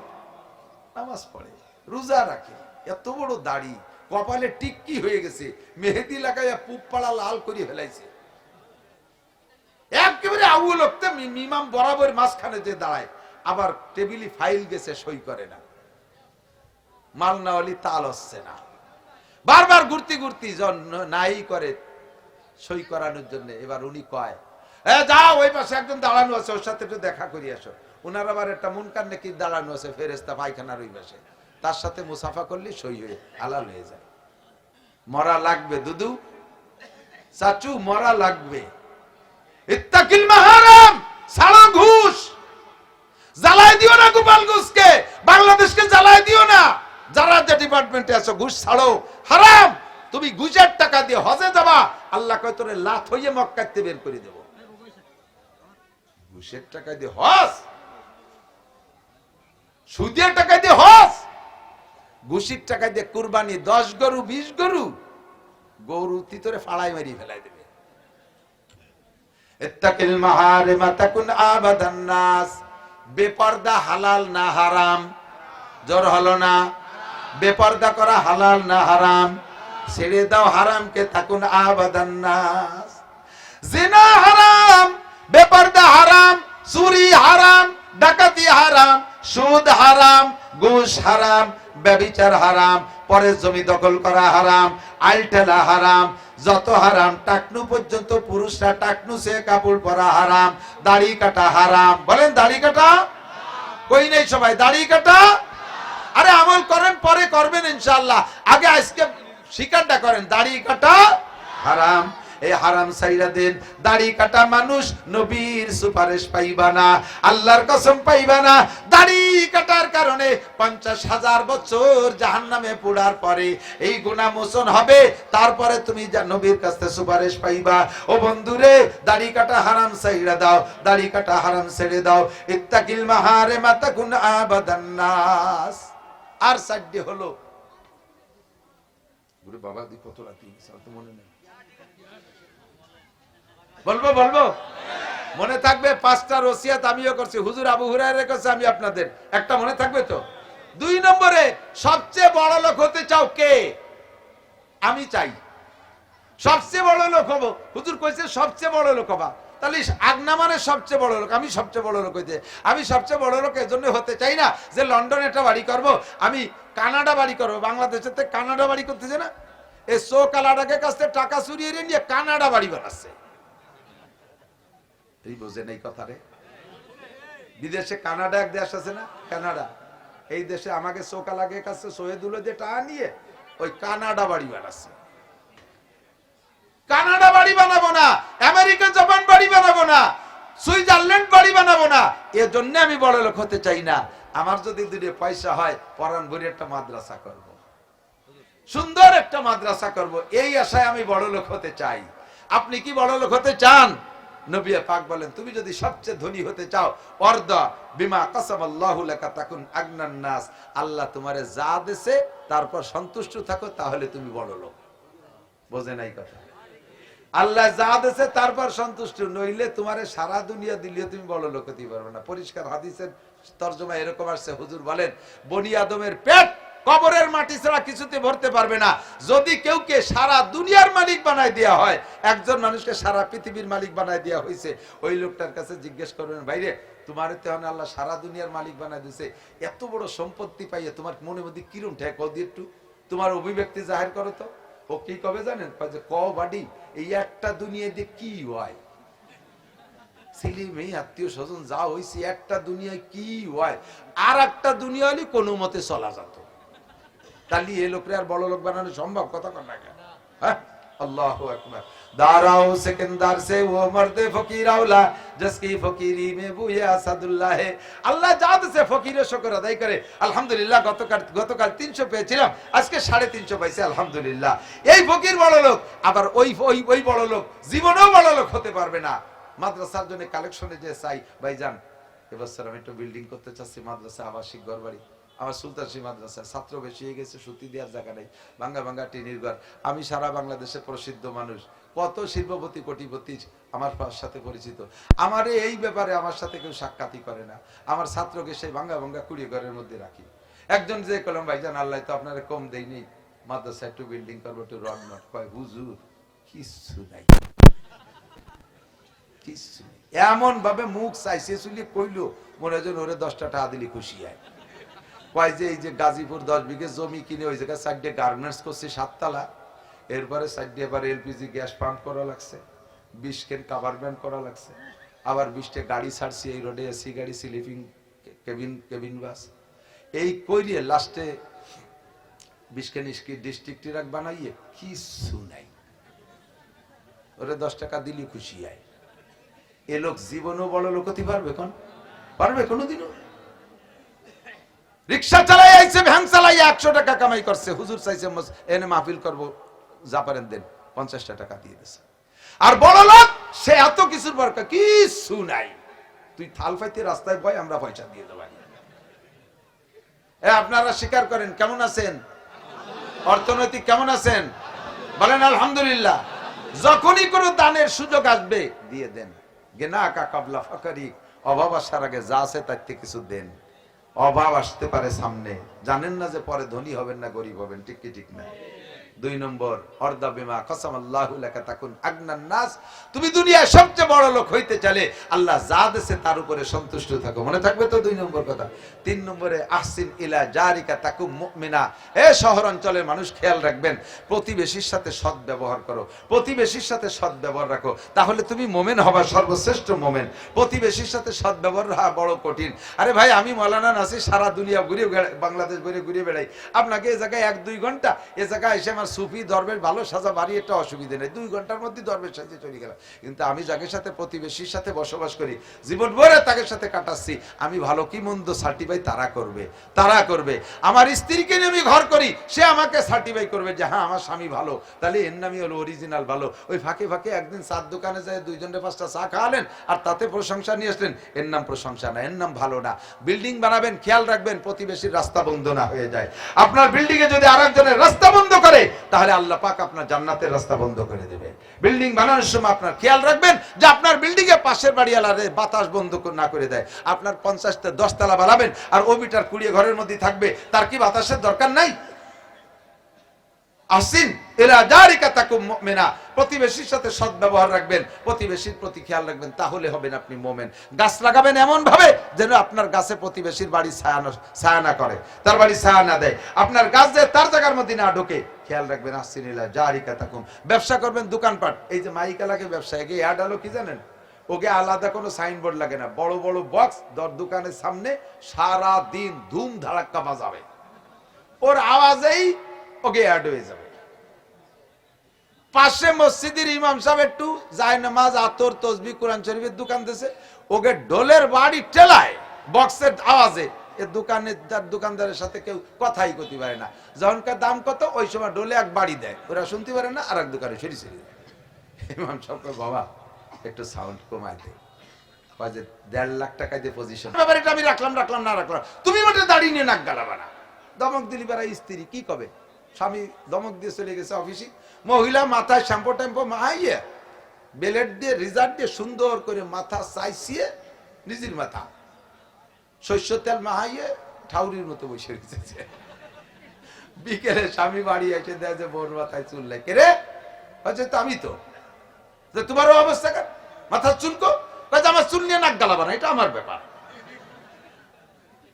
তোমার দাড়ি নিয়ে আমার নাক গালাতে নিষেধ করছে, তোমার চুল নিয়ে নাক গালাবা কেন? আরে পুরুষের মুখে দাড়ি না থাকলে যত খারাপ দেওয়া যায়, মহিলার মাথায় চুল না থাকলে কিরম দেওয়া যায় কোন দিদি? কয় যে তোমার ভাই ধরি তুমি আর দাড়ি কাটা চুল কাটো না, আমি জীবনও দাড়ি কাটবো না। কায়দা মতো জব না দিলি ফেরা জায়গায় আসে না। আহসিন ইলা জারিকা তাকুম মুমিনা। 4 নম্বর ওয়াহিব্বালিন নাস মা তুহিব্বুলি নাফসিকা তাকুম মুসলিমা। মুমিন আর পরে মুসলমান হতে হবে না, আহিব্বালিন নাস মা তুহিব্বুলি নাফসিকা তাকুম মুসলিমা। এই বহুত লম্বা চড়া কথা মনে রাখবেন, সংক্ষেপে আমি বলে দিচ্ছি আর দুই একটা উদাহরণ। আল্লাহ নিজে যে জিনিস পছন্দ না করবেন এটা অন্যের জন্য পছন্দ করবেন না। আপনি একটা মেয়ে দেখে আসছেন, আপনার পছন্দই নেই, আপনার বন্ধুরে কয়ে দিলেন যে দোস্ত ওই বাড়িটা মেয়ে দিয়েছি তুই বিয়ে দিয়ে গে, তো তোর পছন্দ নেই আরেকজনের ফাটাইস কেন?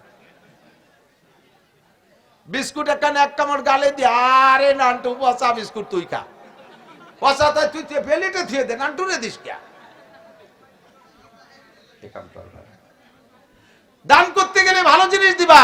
এই রমজান মাস আসতেছে, আমাদের গোপালগঞ্জের বড় লোকরা যারা দান করবেন, জাকাত দেবেন, আপনি রমজানের ঈদে যে লুঙ্গি পরবেন সেই দামের লুঙ্গি জাকাতে দেবেন।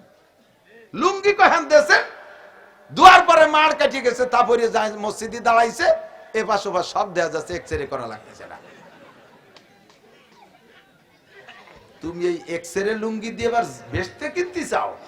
মহিলাকে কাপড় দিয়েছে কাজা থেকে উপরে 6.5 টাকা দিছে, যা কাপড় দিয়েছে এমনি মশারিও হবে না, না যায় বাজারে ফিরে বেচা, না যায় তা পরা দিতে কইছে কেডা?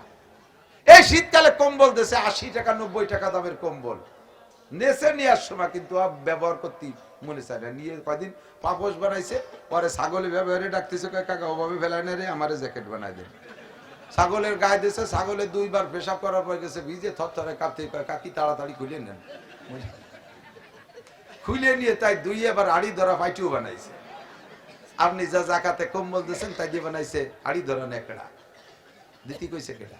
আপনার বাড়ির কম্বলের দাম কত? 12,000 টাকা। হ্যাঁ 12,000 টাকা তা দেবেন। কয় যে এত দেবো কি, আপনার বেশি দিয়ে লাগবে না, 5 কান দেন। সারা বাংলাদেশের গরিবরা আপনার কম্বল দিয়ে কন্ট্রাক্টরই আল্লাহ দিয়েছে নাকি? আপনি 1 লক্ষ টাকার কম্বল দেবেন, 1 লক্ষ টাকা দিয়ে আপনি 5,000 টাকার কম্বল দেন। গরিব মানুষ 5,000 টাকার একটা কম্বল যদি পায় 20-30 বছর যত্ন করে রাখবে, কথা বলেন ঠিক না? তা কাজে লাগাইতে পারবে। আর তুমি যা দিচ্ছ ছাগলের জ্যাকেট, এতেছেন কে? ভালো কম্বল দেবেন, যা দেবেন ভালো, চাউল দেবেন ভালো। মাঠে কালেকশন করি, যদি কোনো সময় করি, যা টাকা দেয় সিড়া ফুটো বাসালারে দেশে নেই নেই, দোকানদারের দেশে নেই নেই, ফইরে দেশে নেই নেই, ছেড়ে দেশে মাদ্রাসা। আবার বেচতে পাতি চাও। আমার হুজুররা যখন এই দানের সময় কালেকশনে যাবে, আগাইলে দান, সিটিয়ে দান, মাটনে দান, খেড়িও দান, এই দিয়ে বেচতে কেনে।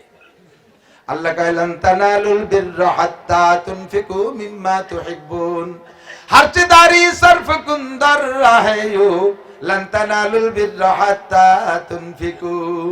তোমার আল্লাহ যা দেছে ভালো জিনিসটা তুমি দিবা, যে জিনিস নিজে পছন্দ করবা ওই জিনিস দান করবা, যেটা নিজে পছন্দ না করো ওইটা দিয়ে তুমি নাকি পাইবা না। আর জাকাতে মাল কিনে দেওয়ার চাইতে নগদ টাকা দেওয়া বেশি ভালো, কারণ মাল যেটা দিচ্ছেন ওইটা যদি তার প্রয়োজন না হয়, না যাবে বেচা, না যাবে ব্যবহার করা, থাকলো পইরা। আর টাকা দিলে সব কাজে লাগানো যায়, টাকা দিয়ে জাকাত গোশ কিনা যায়, মাছ কিনা যায়, সিমাই কিনা যায়, চিনি কিনা যায়, ছেলেমেয়ের পোশাক আশাক কেনা যায়। এই জন্য জাকাতে মাল দেওয়ার চাইতে নগদ অর্থ দেওয়ার ভিতরে গুরুত্ব বেশি, এতে নাকি হবে বেশি। 5 নম্বরে বলা তুকসিরিজ জাহকা ফা ইন্না কাসরাতাজ জাহকা তুমিতুল কল। দুনিয়ার আনন্দ ফুর্তি করিয়া, এ যুবক, দুনিয়ার আনন্দ ফুর্তি করে এই বিভিন্ন শিক্ষা সফর করিয়া, কনসার্ট করিয়া, বন্ধু বান্ধব নিয়ে রাস্তায় যে কোনো জায়গায় পার্কের মধ্যে বসে আড্ডা করে হাসাহাসি করিস না। বেশি হাসাহাসি করো না, বেশি হাসাহাসি করো না। বেশি হাসলে দিল মরে যায়, বেশি হাসলে দিল মরে যায়। আর দিল মরে যাওয়ার প্রমাণ হলো, যার দিল মরে গেছে ওর ইবাদতের শখ থাকে না, নামাজ পড়তে মনে চায় না, রোজা রাখতে মনে চায় না, কোরআন পড়তে মনে চায় না, মাহফিল শুনতে মনে চায় না, মসজিদে যাইতে মনে চায় না, কোরআন তিলাওয়াত করতে মনে চায় না, তবলিগে যাইতে মনে চায় না, কুরবানি করতে মনে চায় না, দান খয়রাত করতে মনে চায় না। বুঝবেন যে আপনার দিল মরে গেছে। দিল মরে গেছে, দিল মরে গেলে তার ইবাদত করার আগ্রহ থাকে না। আল্লাহ তাআলা আমাদের এই 5টা কথা নিজেকে আমল করার তৌফিক দান করে, বলেন আমিন। এবং এই 5টা কথা নিয়ে আমরা চায়ের দোকানে বসে আলোচনা করব, পারা যাবে না ইনশাআল্লাহ? অফিসে যে আগামীকালকে ভাইরা বলবেন, দোকানে কর্মচারীরা আছে তাদেরকে নিয়ে বলবেন, এই 5টা কথা আমরা একটু আমলে আনার চেষ্টা করি। 1 নম্বরে সমস্ত হারাম ছেড়ে দেব। 2 নম্বরে আল্লাহ যা দেশে তার উপরে শুকর আদায় করবো, আলহামদুলিল্লাহ। 3 নম্বরে প্রতিবেশীর দিকে খেয়াল করিয়া ব্যবসা বাণিজ্য সংসার মংসার সব করবো, ঠিক না? আল্লাহ 4 নম্বরে নিজে যা পছন্দ না করি অন্যের জন্য তা পছন্দ করব না। 5 নম্বরে বেশি দুনিয়া নিয়ে আনন্দ ফুর্তি করে হাসাহাসি করব না। আল্লাহ তাআলা আমাদের কথার পর আমল করার তৌফিক দান করে, সবাই বলি আমিন। আমার মাদ্রাসা সুলতান শাহ ঘোড়াদল সুলতানুল মাদ্রাসা, গ্রামের মাদ্রাসা, অনেক কষ্ট হয়। যারা একটু পয়সাওয়ালা সব চলে আইছে শহরে, আর গ্রামের খবর নেয় না। আমাদের গরিব গুরাবা নিয়ে মাদ্রাসা চালাইতে খুব কষ্ট হয়। যদি কখনো আমার মাদ্রাসা থেকে রমজানে বা বিভিন্ন সময় এসে আমার পরিচয় দিয়ে মাদ্রাসার জন্য কিছু চায়, আপনারা দেবেন তো? ইনশাআল্লাহ কিছু দিয়েন, আপনাদের কাছে অনুরোধ থাকলো। চলতে খুব কষ্ট হচ্ছে। মাঝে মাঝে বিভিন্ন মসজিদে আমার মাদ্রাসার শিক্ষকরাও জুমার দিন আসে।